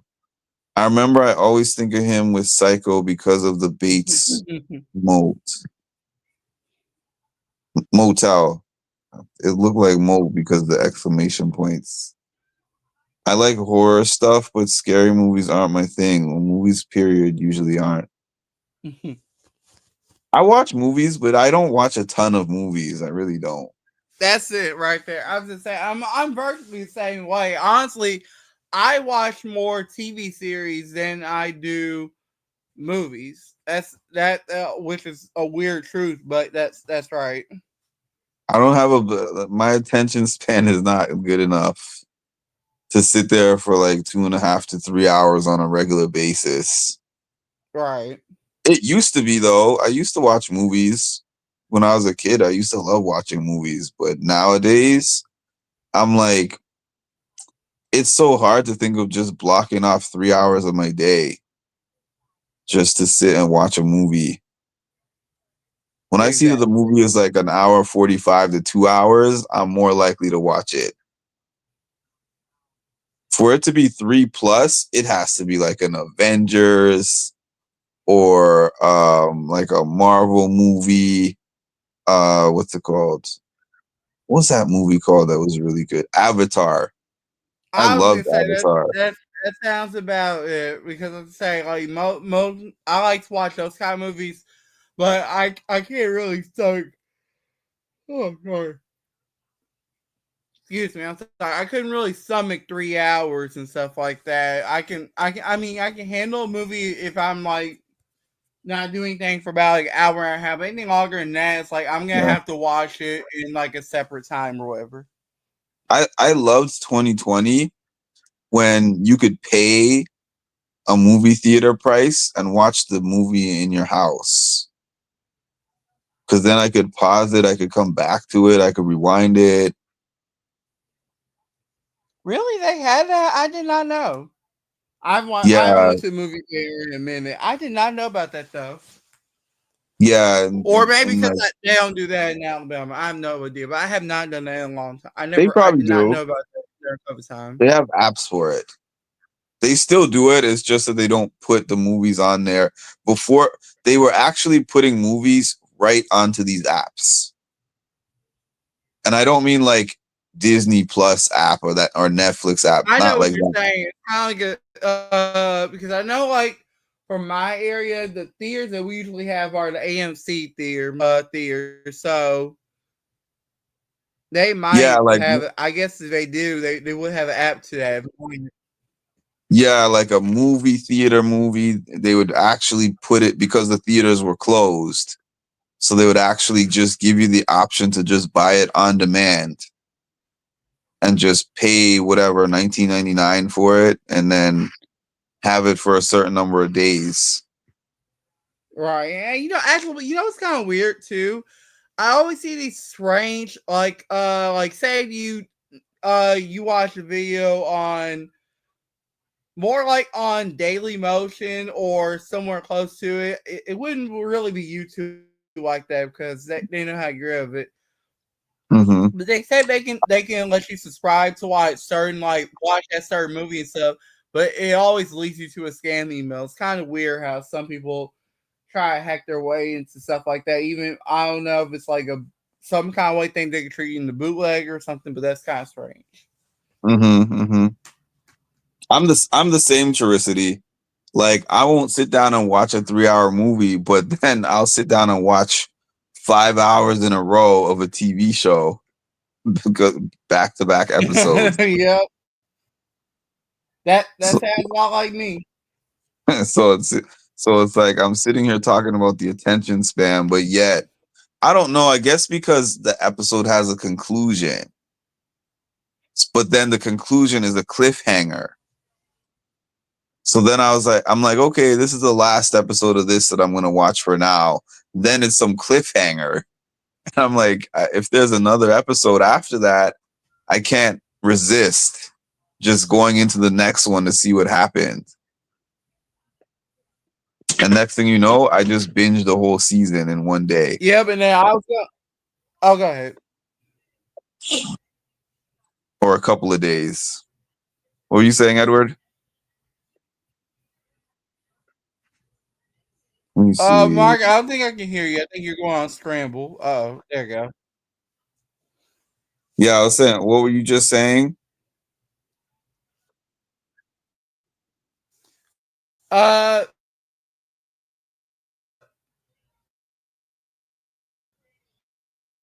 Oh, you agree with Charicity.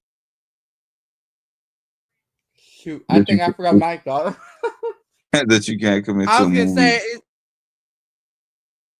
especially like if you watch one of those,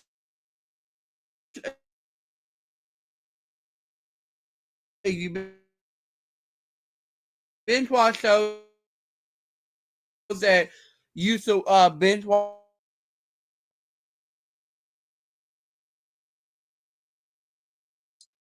It's cutting for me.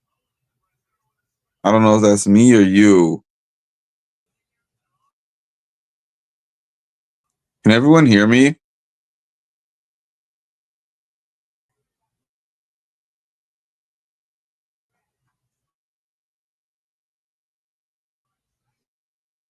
I guess not. You can hear me, Cass? Can you hear Edward?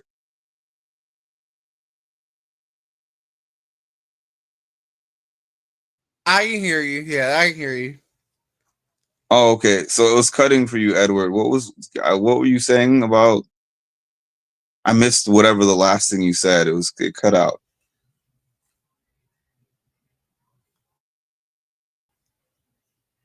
Oh, you can't hear me, Cass? Yeah, now we can hear you. Hold on.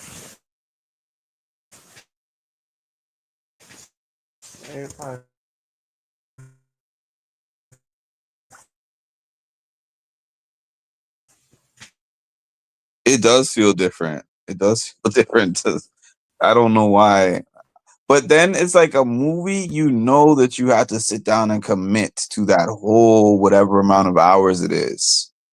Whereas if you get like a 45-minute show, you're like, I can play, I can pause. But then if the show's really interesting, they know how to just hook you and reel you into the next one. Oh, Edward dropped off.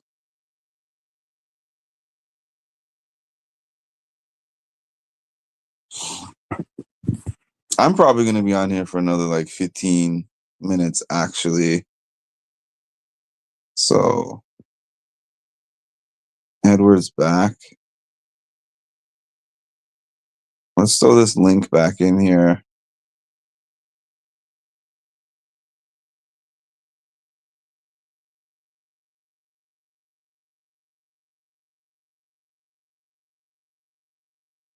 But yeah, I'm going to be on here another like 15 minutes or so. This has been a fun live. Thanks, Edward.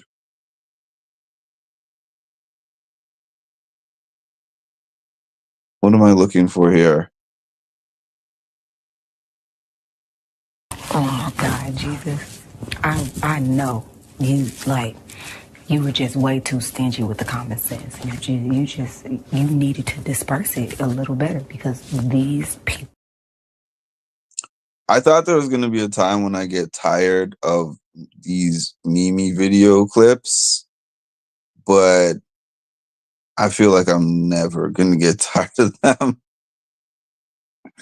She was one of my favorite non-winners of all time.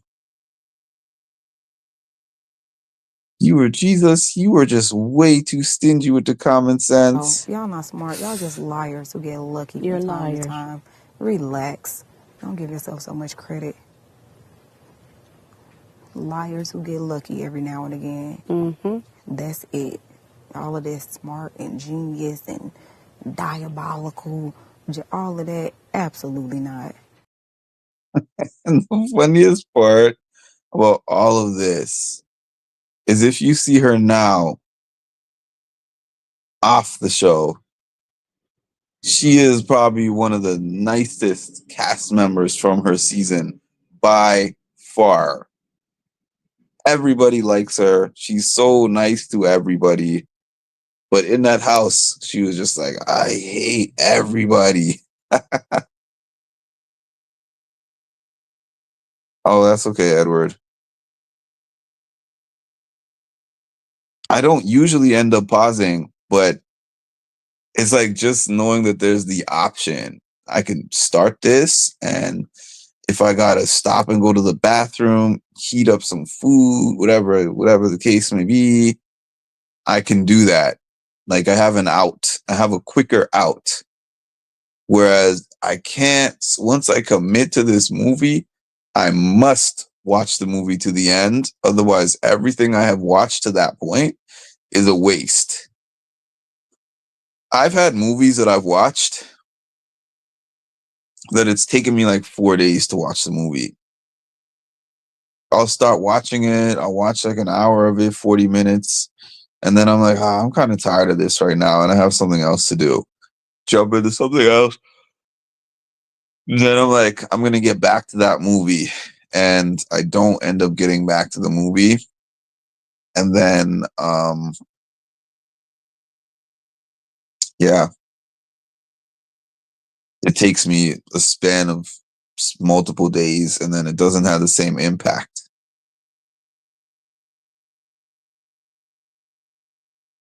Those clips are forever a part of this channel. That Mimi doesn't know. Mimi should not have dubbed me for my interview because she doesn't know I'm probably the biggest. I was probably the biggest Mimi supporter in all of these channels. Welcome back, Edward. I was gonna say I heard you were talking about Mimi and stuff. I was like, I wish we did. I wish maybe in the future, but if not, I do wish that we were able to get Mimi interview because I really liked her. It's still possible, Edward. I was saying this yesterday, and I think you were on the live yesterday. I don't know if you were still on when I said this, but once they've gotten through 2 years and they're not on those CBS contracts anymore, it's so much easier to get interviews with them. Right. But But then sometimes I'm hesitant to ask them for interviews just because I'm like, well, what are we going to talk about now? Because your season is not so relevant. But maybe it could be something where I spoke about a little bit of the season and then like what she's done after the season, like And then how it's I'll changed go her ahead. life. Yeah, I was gonna say that, and then maybe like maybe you get lucky, we get somebody like her, anybody who's like done a show for a long time, kind of like when I think Ma earlier this year, she had an interview with Cliff, and like kind of around that time, kind of like get like stuff that we have not seen or we haven't got to hear, like when we saw the show on live feed and TV. Mm-hmm. Yeah, that's true. Yeah. You're welcome for the Um, chat, Mom. it feels more accomplishing getting episodes in rather than watching one. Yeah, I know. Because like so many Exactly. things happen in each episode. That's true too.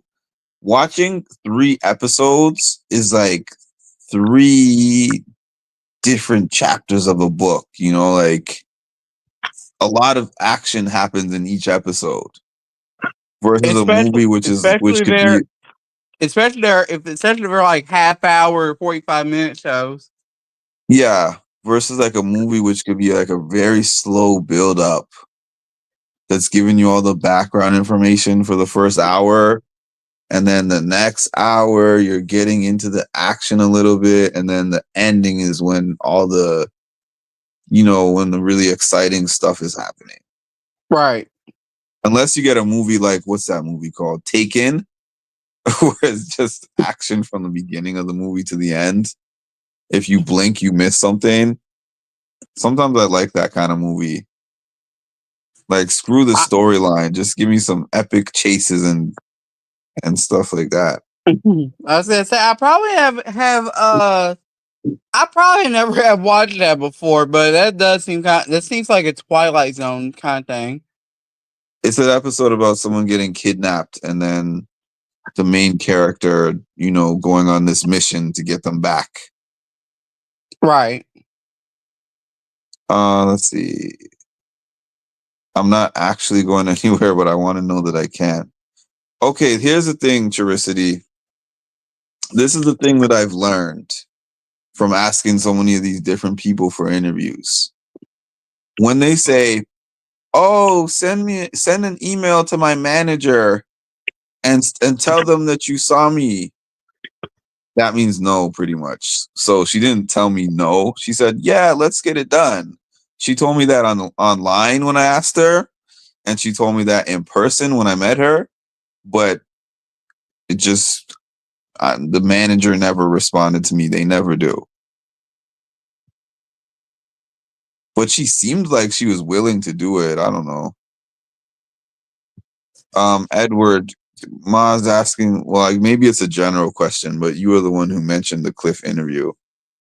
I said on the chat, I was trying to put like at Ma and stuff, but for some reason YouTube wouldn't let me. But yes, I did enjoy it. I was at work by the time, but I did get to like watch it during the chat and stuff, and it was a really good interview.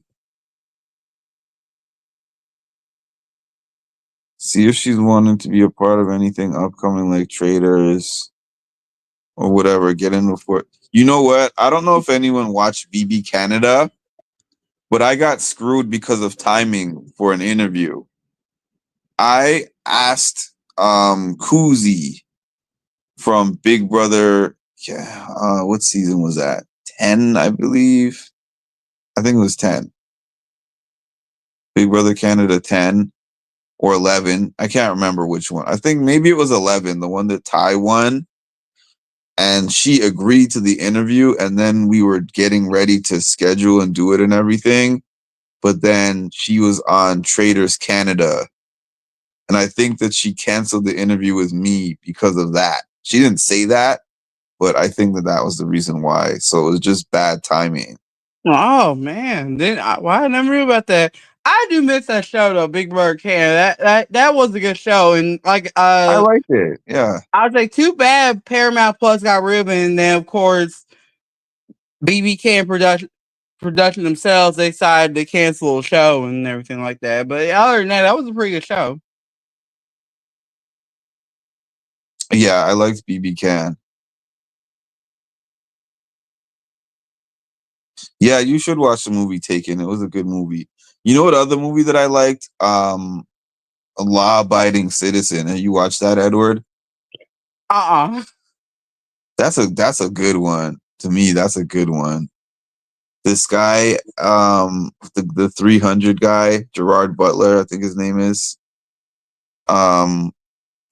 His family got killed at the beginning of the movie, and then Jamie Foxx was representing him as his lawyer, and essentially he was like, "Oh, we're gonna make these guys who did this pay for what they did or whatever." But then he was working together with the other lawyer to get a plea deal. So the plea deal was like, I think 5 years or something like that, and some probation time. Right. And he's just like, that's crazy that you can get that little amount of time for what you did. And Jamie Foxx's character, who was the lawyer, was just like, you should be thankful that he got anything. You know, that's just the way that the justice system works. So then the man learns the justice system like the back of his hand and starts committing all these crimes that they can't prove. Wow, that's a pretty good movie. I might. It's kind of like one of those. I see what you're saying. It's kind of like one of those like justice related kind of movies. I might need to check that out too. But yeah, like you didn't give me justice, so now I'm going to like really do a really calculated series of killings to like make you guys feel what I have felt from you not doing what you're supposed to. Like the law didn't do its job, basically. Right, I see what you're saying. I might check that out though. I don't watch a lot of movies, but I'm always open for recommendations, and I might need to. And there's some stuff that I definitely probably would want to check out, and there's some stuff I was like, I gotta rewatch that again. Now think of that, but I always love hearing stuff like this. Chiricity, I think they're 2 years next year because season 26 ended in November, October this year. And then, so I guess it won't quite be 2 years. It'll be it depends on when Big Brother starts. But I think during the premiere party will not be exactly 2 years. I just thought of that. But I don't know if it's 2 years from when their season starts or 2 years from when it ends. That's the only thing. But if it's wait, Big Brother. Oh, okay. I'm sorry. As I said, She was asking about outside service. Yeah, because she was asking about when Mimi's 2 years are up. Because, like I said, when I interviewed Hannah and Alyssa, I didn't have to go through CBS. I just asked them and they were like, sure. But interestingly, when I interviewed Turner, his season had just finished. And he said yes right away too. And we just did the interview just like that, impromptu. So I don't know if he just didn't care. I think that might have been it. He's like, whatever. It's kind of like it's kind of like reminds me in my job a little bit of like what I do. It's kind of like there, you talk to people, they do have interest, and then when you try to get them like, tell them what you can do, and you try over to them, they're like really interested, but like they never give you a word back because I know at times they all have a life to live. We all have life to live at the same time. It's kind of like they just don't like to give you a heads up, so they'll do best by like saying nothing. That is actually a very good comparison, because when I go to these events, I talked to a lot of them. I don't do it as much anymore because I just got tired of it. But at one time when I was really, really trying to lock in a bunch of interviews, I would talk to them. I would tell them about my page. I would tell them what it represents. I would be like, I've interviewed this one and that one on my page before. And they're like, oh, that sounds really, really good. So shoot me a DM with those details. And, I would definitely like to get something done. Or send me an email or send my manager an email, whatever. And I'm thinking at the time that I'm going to get all these interviews. Like I remember specifically, I think last year's Big Brother premiere party, where I met all the people from season 24. I got maybe 11 people that said they were going to interview with me that night. And only one of those interviews happened. It But be 11 that way. people.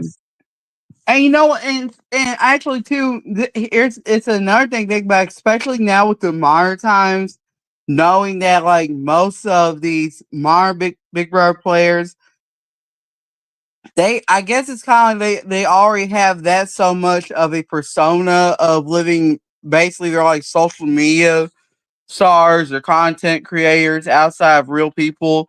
It's kind of like they rather get like more famous, looking the more like people who are like more famous, thinking that you are not anything. If trying to say that right. Oh yeah, like no, I said that exact same thing. Like they look at you and they look at your page or whatever, and it's like, oh, this person, I'm basically more famous than you because you don't have. I've been on TV and you don't have a platform that's big enough. I've had that happen too. I've definitely had that happen too, where they look at the platform and the platform they don't think is going to do enough for them. So they don't think that it's worth it. But for me, I always say to myself, they're very relevant year one for like 1 year until the next season starts. Then Exactly. like 80% of them, I'm not saying they're irrelevant, but they have to do something to keep themselves relevant after that. So if I I was was them, gonna say you hit right on the book. That's my kind of thing. It's kind of like people like Chelsea. She's done stuff that make her relevant. Oh, I think my computer said my chat disconnected. Hold on. okay. Well, that doesn't matter. But anyway, Mhm. oh, never mind. What I was trying to say was, people kind of like Chelsea. When she, like the way that she played her game in Big Brother, that stuff is still worth talking about. Versus players like, who can I throw in? I could throw in Cam. I can throw, well, Cam. I could throw Yeah. in Angela probably, and a few Yeah. other people from past seasons. The stuff that you do, the actions you make and do on Big Brother shows how much of an impact people see. People can interpret in real life, and also see what they've seen based on how you behave on the TV show. If I said it right. Yeah. I'm so not. I'm honestly so not interested in interviewing a Cam or like an Angela. Like there's certain people on with Big Brother that I'm like, what am I even going to talk to you about? I could see Exactly. Tasha interviewing a Cam because she would ask him a bunch of questions about himself and Chelsea. And I could see that being interesting. But if I was just asking him Big Brother questions, I don't think I could fill an hour with that. No, yeah, I was gonna say no chance. I'm like, what did you really even do in Big Brother aside from just relaxing and just laying around? There you What go. does this say? Like an interview. I don't know what that is connected to. But yeah, you know what was interesting? I had an interview lined up with somebody from Big Brother and the Challenge. They went on Big Brother and the Challenge. And then they canceled the interview the day before because they said they showed me emails where they got threatened by CBS. Like, if you do this interview, it could potentially be a breach of contract and you can get sued. I was like, wow, no wonder these people are so terrified of these contracts. So what I And then I was did, gonna say, huh? like, wait a minute, let me read. Like, who did the both challenge and let's see. So Tiffany Xavier, let's see. Well, Tiffany, she did it twice. Casey, Josh, let's see. Polly, man, that's crazy. Yeah, there's several of them, but I don't want to say it just because of what the subject matter is. But Right. I was gonna say, I I think probably should have said the you're on my name. membership, so I'll put it in my membership chat just if you don't remember. But anyways, I reached out to Wes because Wes was on the same season as this person of the challenge. What was it? No, maybe he was not on the same season. I think he was. I had interviewed Wes. So I reached out to him and I was like, hey, Wes, I know that you now have done a season of the challenge on Paramount Plus, and I interviewed you. I was like, did CBS give you any kind of rules or pushback related to that interview? And he was like, CBS doesn't talk to me at all about my interviews. He said, I do any interviews I want, and they have never said anything to me about any of them. He was like, I just kind of just try to go within the guidelines of don't talk too much about behind the scenes production stuff that they don't want you to talk about. Right. Like the stuff that's in your contract, and then don't give spoilers of things that haven't been aired. But he said, aside from that, they don't really say anything to me at all. So then he said to me, that person has only been on a couple of seasons of TV, so they probably have way less leeway than I do. So that's why I said that. It kind of goes to what you were saying. You were saying, Edward, and also Charicity.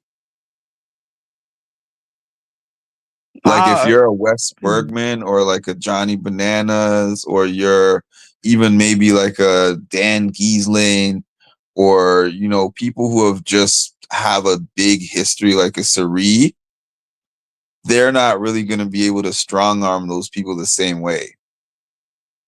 Right.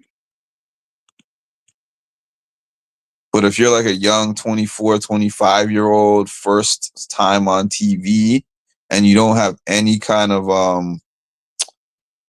you're just kind of building yourself up, of course you're going to be terrified by CBS giving you a threat like that. So I was mad that they did not fulfill that interview, because I really prepared for that thing. But I get it at the same time. You never know. Maybe the Paramount Corporation or CBS Productions can maybe change things. I can't say it, change things upon that, but if not, That's true. I think you never know. 2-3 I years think even later though on, you can Paramount change it. is a part of CBS, or CBS owns Paramount, something like that, I still think their contracting is a little different. Like the CBS contract versus the Paramount contract. But I'll tell you, when I've tried to interview people from other shows, there was no rules. Like when I interviewed Sam from The Circle, and Shuby and Chaz, I was like, is there anything that I can't ask you? They were like, nope, you can ask me anything. Lovely officer Netflix right there. Netflix doesn't seem to care. Like, you can interview Netflix people, no issue, for whatever reason. You know what? Maybe it's because you're booked for like a season, and they don't usually rebook you. So it's just like, we're paying you to do this one season of this show, and then you're done after that. Yeah. I wasn't saying, because really when it comes to The Circle, you are more of like you know, you get to be famous for like, you know, 15 minutes of your It's life, very and depending on short. how long you Yeah. make on the show.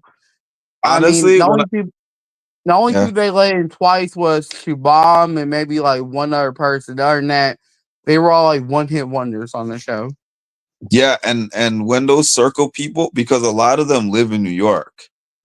So when Right. those circle people show up to these Big Brother events and stuff, I'll be looking at them sometimes and I'm like, I think I've seen this guy somewhere, but I'm not sure. And then someone will be like, "Oh, that's so and so from the circle." I'm like, "Oh, I forgot." Unless you won or you were extremely memorable, I'm going to forget about you before the year is out. There you go. Honestly, I don't think I even know none of the players who were on this season of Circle because I think I said this before. Like I forgot those Circle ones back too. then was a hit. I Now loved today, it. and I then loved it. when they have moved to, I think they now moved to ATL and stuff, and Yeah. Michelle Buteau is really now kind of like the She's not even voiceover for a there. show. It got Yeah, she's in it got 2 more finals that boring. she wasn't even present for. I loved season 1 to 5. I was gonna say, yeah, the first 4 or 5 seasons that was good. The last 2 seasons that was kind of I was like, well, I'm probably lost interest on that show. Maybe they find a way to get it back going. Well, I'll start back watching it, but other than that, I kind of got like kind of bored with it. The thing about Dextericity is this is always my selling point. But the problem is they will speak to me. They'll literally be at the event speaking to me about for 30 minutes about mental health. Then when I say I have a page where I do interviews and this is part of the theme of those interviews, they're like, "Oh, we'll see what I can do." Yeah, I forget a lot of people I forget most of the people from this season of The Circle, even though I just watched it. I remember the people that I liked got out early. That's probably why. I forgot that girl's name, Jadeja or something. And this other guy that she ended up dating. I liked them and they got out before the final. I was so upset that this season, all these inauthentic people made the final. I think there was like 2 or 3 catfish in the final. Well, that's a first. Usually, most of the time, It's only it like usually be 1 just like maybe. 1 or 2, not like 3 or 4. I was like, wow, that's crazy. Yeah, the majority. I think the majority of the final table was catfish, and I'm like, this is terrible. I mean, I'm not gonna lie. If I was on that show, I definitely would try to get all the catfish out that possibly could. But then again, not everybody is good from reading somebody who's the real person, who's the catfish, depending on what But you know what picture and then what. Yeah, I was saying what you put up, and then especially in them games when they reveal you more. But you know what else I realized about this season and last season, even though I didn't watch all of last season, but this season I noticed this a lot. People have started to realize that regardless of if they're a catfish or not, the thing that you want from them is loyalty with votes. Exactly. Yep. So sometimes they'll be like, I think this person is a catfish, but I know that they're also a loyal alliance member. So I'm going to vote them high because of that, which I hate, actually. Honestly, kind of reminds me. It's kind of like Big Brother, but not really. In the way you describe it, it's kind of like you ain't gotta be a real person to me. As long as you're just, you're loyal to me. I don't care if you're a catfish. I'll work with you as long as we get to a final some way somehow. Exactly. Exactly. I don't care if you're loyal or whatever. And then sometimes it's like, I could also use this person as a shield. Because they're like, most people think that this person's a catfish, so they're always going to go before me, but they're also going to have my back. So I'm gonna vote them high every time. Like I remember in this one, there was 2 people from Staten Island. There was like twins from Staten Island, and then there was this lady that was playing. I think she was playing as her daughter or something like that. And Oh, I know. I think I know what you're talking about. And I think they were on this season, not the one they were before on it. this I season, see them yeah. now. And I want to say that they both made the final 5, I think. Or did she get out before that? Well, the twins won. I mean, spoiler alert. Sorry for anyone who didn't see it, but the twins won season 7. They were kind of funny Damn. though. The twins were playing one of the 2 of them's girlfriend. Oh, I know who you're talking about. I don't know the real names. So I don't even know Catfish, but I was like, that is kind of intriguing what they done had. But it's been done before, but like they never had like real physical twins to do that kind of job. Mm-hmm. Because I I've remember. seen. Yeah. Oh, go ahead. I was gonna say because I have seen 2 eliminated players play the fake profile, and I even saw Brett and one Zancy. player who was formerly I guess it happened twice because I think the other Oh, one you're was a thinking of former. another one. Yeah, I was gonna say, and then I think a former Big Brother player paired with another person who got eliminated, and they ended up with a profile, and then they done the Spice Girls thing just for an extra $50,000 Oh, I know thing. the Spice Girls challenge. Yeah. If you can figure out they're the Spice Girls. Yep. At first, I thought they were part of the game. And then I remember Ed went on there with his mother. That was pretty funny. They had some classic stuff early on. Now it just feels like they're trying to make it too Gen Z-ish. There you go. Oh yeah, that's it right there.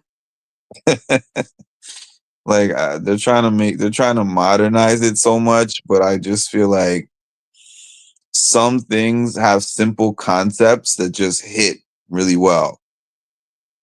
Right. And when you make too many changes to it, it just messes with the product.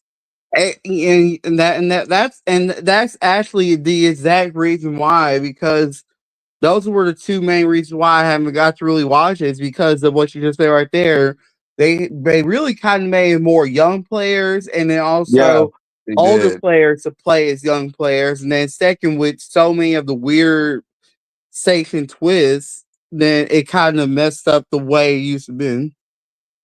Exactly. There was not a good mix of like older and younger. And then there was so many different twists. Some of the twists, I don't remember all the twists of this season, but I remember some of them. I was like, that's not really fair to me. There, yep. I forgot the names of it. The only ones that I kind of thought were kind of cool. The only ones I thought were kind of cool is the instant eliminations they always do before the finale. That's the only ones that I've seen that were kind of cool. Other than that, there were some favorites back then. I just can't really remember the name of it. I think one of them was like a cool virus one that happened, and then the hacker one. Oh, That one was a good one. Actually, yeah, I that was love the Sam's season hacker. too. The hacker was a good one. See, I can't. There's no season that I like more than season 5. That's still my favorite.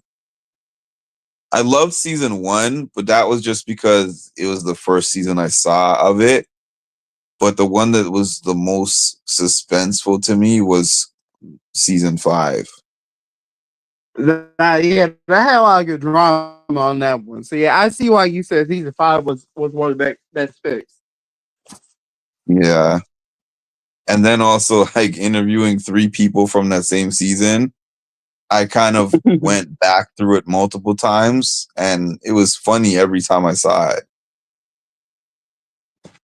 The whole stuff with Marvin and how he was with he had a circle girlfriend, and then he was flirting with this other girl that was pretending to be somebody else.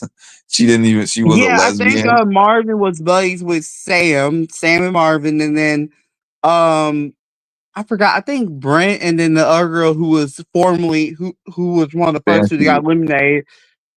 What you said, who played the hacker, and then other than that, they were played as I think it was they play as a mom, I believe.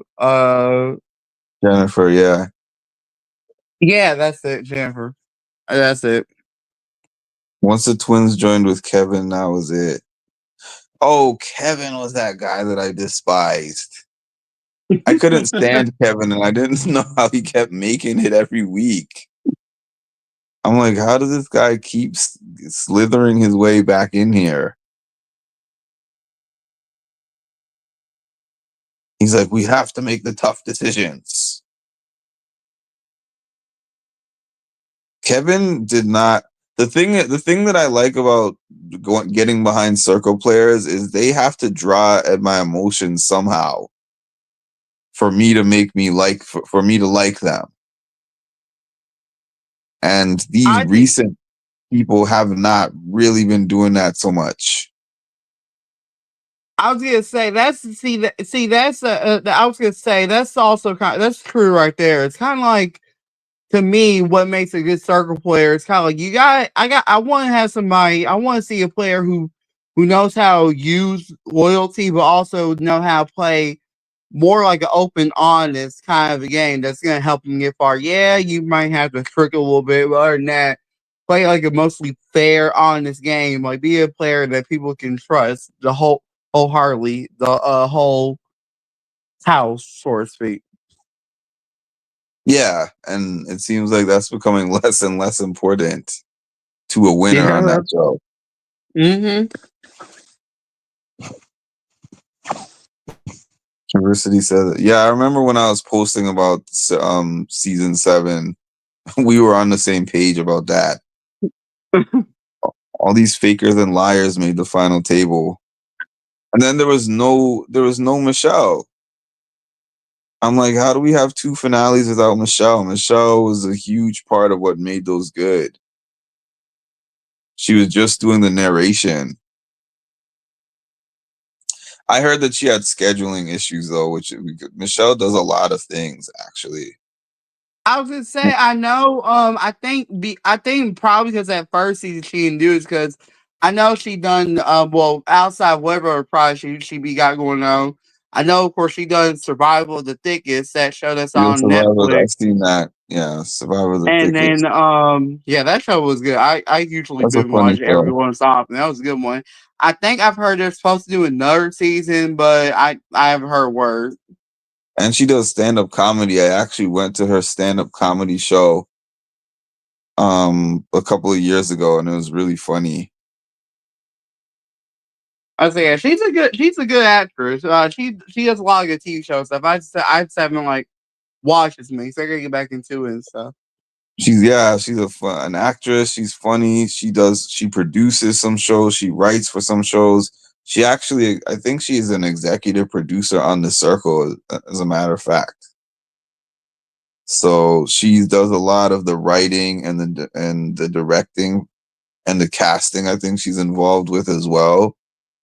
So she goes around. Really? I didn't even really pay attention to that whole part. That I didn't even really know she was executive producer. So I must have didn't see that in the front of it. I didn't know that either. Their intro. But I was trying to interview her at one point, so I did all that research. For real? Wow. And the reason I was thinking that I could possibly get the interview because when I went to the comedy show, I was right in front of the stage. And I was one of the people that she kept speaking to. You know how they speak to the people that are like in front of them and make jokes? So She got my name and everything and kept saying, "What do you think of this, Mark?" Actually, it was funny because there was a guy on the other side of the stage and his name was also Mark and he was white. So sometimes she started making this the joke of the night where she would tell a joke and then she would be like, White Mark isn't laughing, but Black Mark thinks that's funny. Or she would be like, Black Mark doesn't think that one's funny, but White Mark think that's hilarious. It was pretty funny. He was like, "You're joking. Your name is Mark too." No, this is some. She was like, "Some jokes write themselves," and she's Well, like a raunchy of a comedian. I was gonna say that probably was the first time he never really went to a comedy show before, as possible. Me? No, the White Mark, the one you were talking about. Okay, the other guy. Well, I've been to what 3, 4. I haven't been to many though, but I've been to like 4. Jay Farrow, if you know him, he was on Saturday Night SNL, yeah, I was gonna say, I Live. know him. I definitely watched a few. I never went to one, but I would like to go on one though. I just never went to one, Jay, but that would be kind of cool. But I think I kind of like seen them on TV and stuff, and they were ridiculously funny. They were pretty good. yeah, Jay Farrow is on SNL. I don't know if he's still on SNL, but he was at one time. But he does these impressions of Jay-Z, DMX, Denzel Washington. I think that's his best one. Obama, like he's I like was gonna say, yeah, he does Obama and stuff like that. Yeah, that dude's funny. him. I went And to his still is. comedy show, which was hilarious. I went to one of those. Well, people probably wouldn't know if unless you're in Manhattan or if you've been to Manhattan. But they have these underground comedy shows with like local comedians. They're in small rooms and you just pay, I don't know, 30, $40 to get in. And then it's like small room comedian that you don't really know. And I went to what's the other two? I don't remember who all was there, but this one was headlined by Cedric the Entertainer. And the other one, 1, 2, 3. Oh, I went to the Rock Hearts tour with Chris Rock and Kevin Hart, and that was pretty funny. Nice. The crowd work. Oh yeah, that's my favorite part of these comedy shows.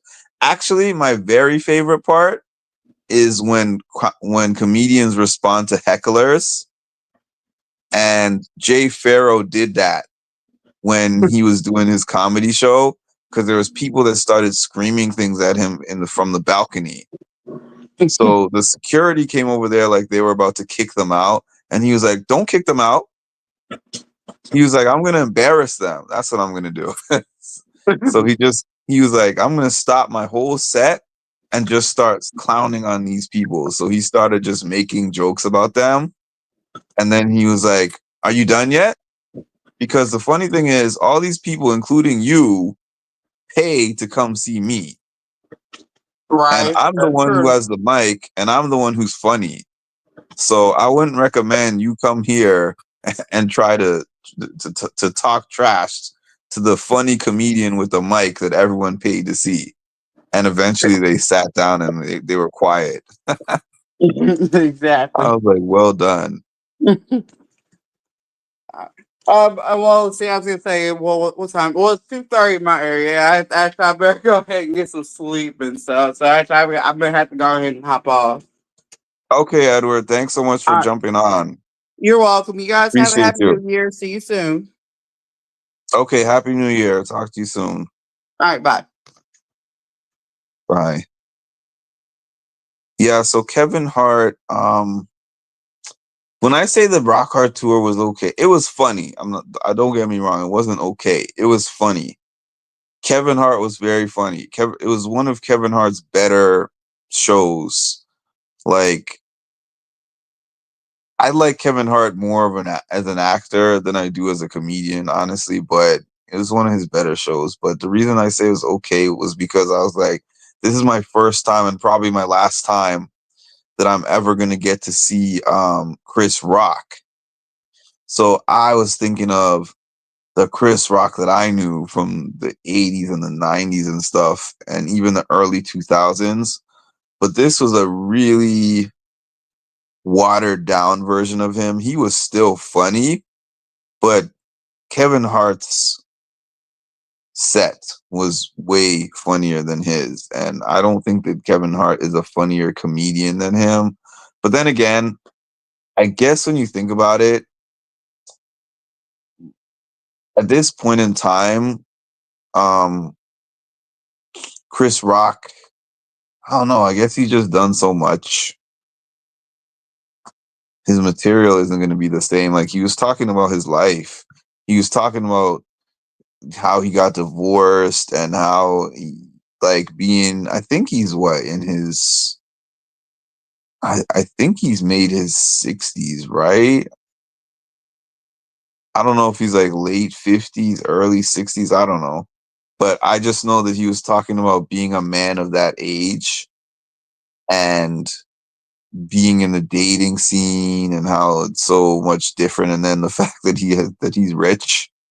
So he's rich and he's a name. So it's like, who do you start dating at this age with this much money, with this much of a high profile, and get some kind of genuine organic connection? I mean, it was just like him having a conversation, and that doesn't usually seem to be his style in his heyday, but he's not in his heyday anymore, so that could be it too. I actually used to go on YouTube and just put in on YouTube in the search bar, comedian response to heckler, comedian responses to hecklers, and I would watch compilation videos of comedians who would spend all this time like roasting hecklers. And the hecklers are typically not even people that are saying anything funny. You suck. Like, they're drunk and they're just yelling stupid stuff. And I love a skilled comedian at handling those things, because some comedians just get angry and then it's just not fun. Like Dave Chappelle, as much as I love Dave Chappelle, there's been multiple instances of him getting heckled. I got about 10 more minutes on here myself. I was just on here extra because I was enjoying the conversation with Edward. But Dave Chappelle has been known to just be like, "Oh, you don't think I'm funny? You think I suck? Well, how about this? Show's over." Drops the mic and just walks off the stage. I'm like, nah, you can't make everyone pay. Or even if a majority of the room doesn't think that you're funny, I feel like you still got paid to be there. So finish out your set, whether people are cheering, booing, or whatever. That's it. Oh wow, he's 60. Yeah, so I was right, because I think Rock Hard Tour was 2022, I think. So yeah, I think he was about 58 when I saw him. Yeah, Kevin Hart is more of what was I looking for? Like I can't remember the name for it, but those comedians that their comedy is more of a physical comedy more than what they're saying. There's a name for it. I just can't think of it right now. But yeah, like the way that he moves and just like things that he does about his height and stuff like that, and facial expressions, those kind of things. Sometimes people think I'm hating on Kevin Hart. I mean, I know a lot of people of previous eras think this, but I respect Kevin Hart for who he is and what he does, but he's not even touching my top 10 list if I'm thinking of like so many great comedians that I actually liked their stand-up way more than his. You know, Eddie Murphy, Dave Chappelle, like Chris Rock. The names aren't coming to me right now. Paul Mooney. What's this guy's name from the 80s and the 70s? I can't think of his name, but this guy who would his sets would just not his sets would not be up to standard with today's censorship. Like Martin Lawrence as a stand-up comedian, even some Chris Tucker. A lot of these Def Comedy Jam guys.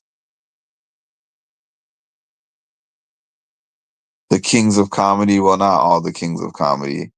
I really loved Bernie Mac.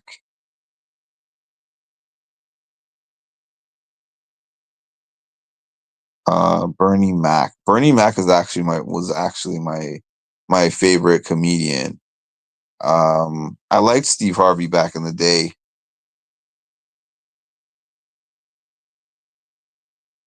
I used to have Chris Rock. I used to have his whole DVD set of his entire Saturday Night Live career. He was so hilarious on Saturday Night Live. Even some Jamie Foxx. Like I find I'd rather watch a Kevin Hart movie than one of his stand-up shows generally. Like he did this show during COVID, which I thought was just terrible. I'm like, I can't believe you got paid for this and they put it on Netflix. This is one of the worst stand-up comedy shows that I have ever seen.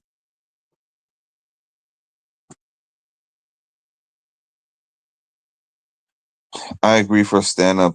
Actually, I think like I can watch him doing an interview, hilarious. If I see him on a late night show and they're asking him questions, very funny. If I see him doing commentary for something, very funny. If I see him doing like a sketch comedy, hilarious. A full stand-up show, I'm not saying he's a bad stand-up comedian, but I don't think that is his primary talent as a comedian. There's different types of comedians, and I don't think stand-up is like his main thing. He can do it, and it can be funny, but yeah, he wouldn't rank in my top 10 if I'm just talking stand-up only.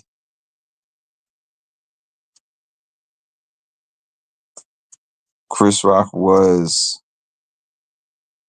great on SNL. And SNL kind of led him into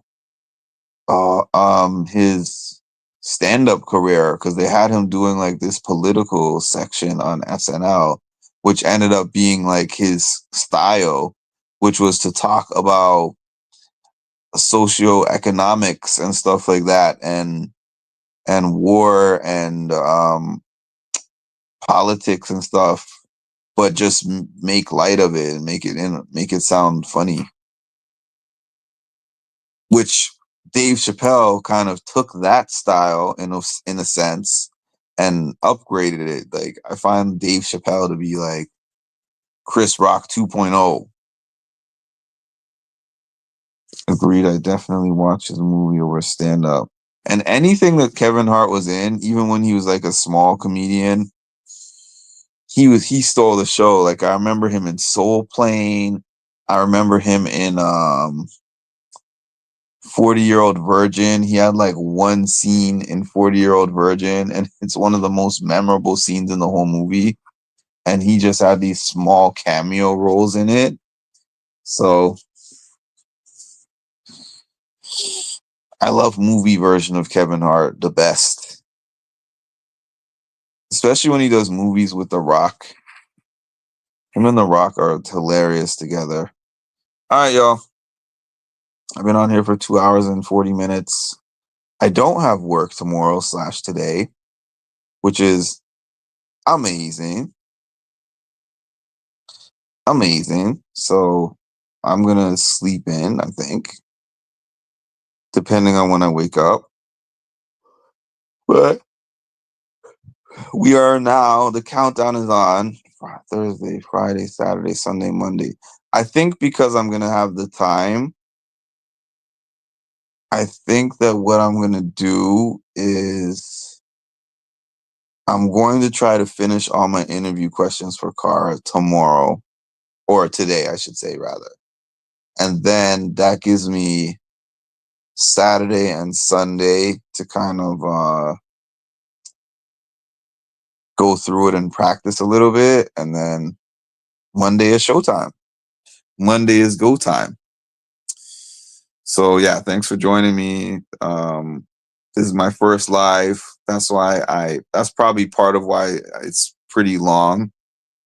It's not my longest live because I had a 4 or 5 hour, I had like a 5 hour plus Big Brother live during season 24. But for this channel, I don't usually go more than an hour and a half at the most. So this one is close to 3. Oh, did you see I mean, probably not a lot of people have seen this, but if you ever decide to watch the Real House Husbands of Hollywood, which is like a parody of Real Housewives, that was I don't know if it was created by Kevin Hart, but he's the main character of the show. And there was an episode of Chris Rock. There was an episode that Chris Rock guest starred on. One of the funniest TV shows, one of the funniest comedy shows, episodes that I have ever seen. That one right there was right up there with Wayne Brady episode of Chappelle Show. So that was funny. That was hilarious. You should take a look at that. So, like, comment, subscribe, hit the notification bell. Happy New Year to everyone out there. I hope your new year is filled with love, happiness, money, prosperity, and peace. And I'll talk to you all later.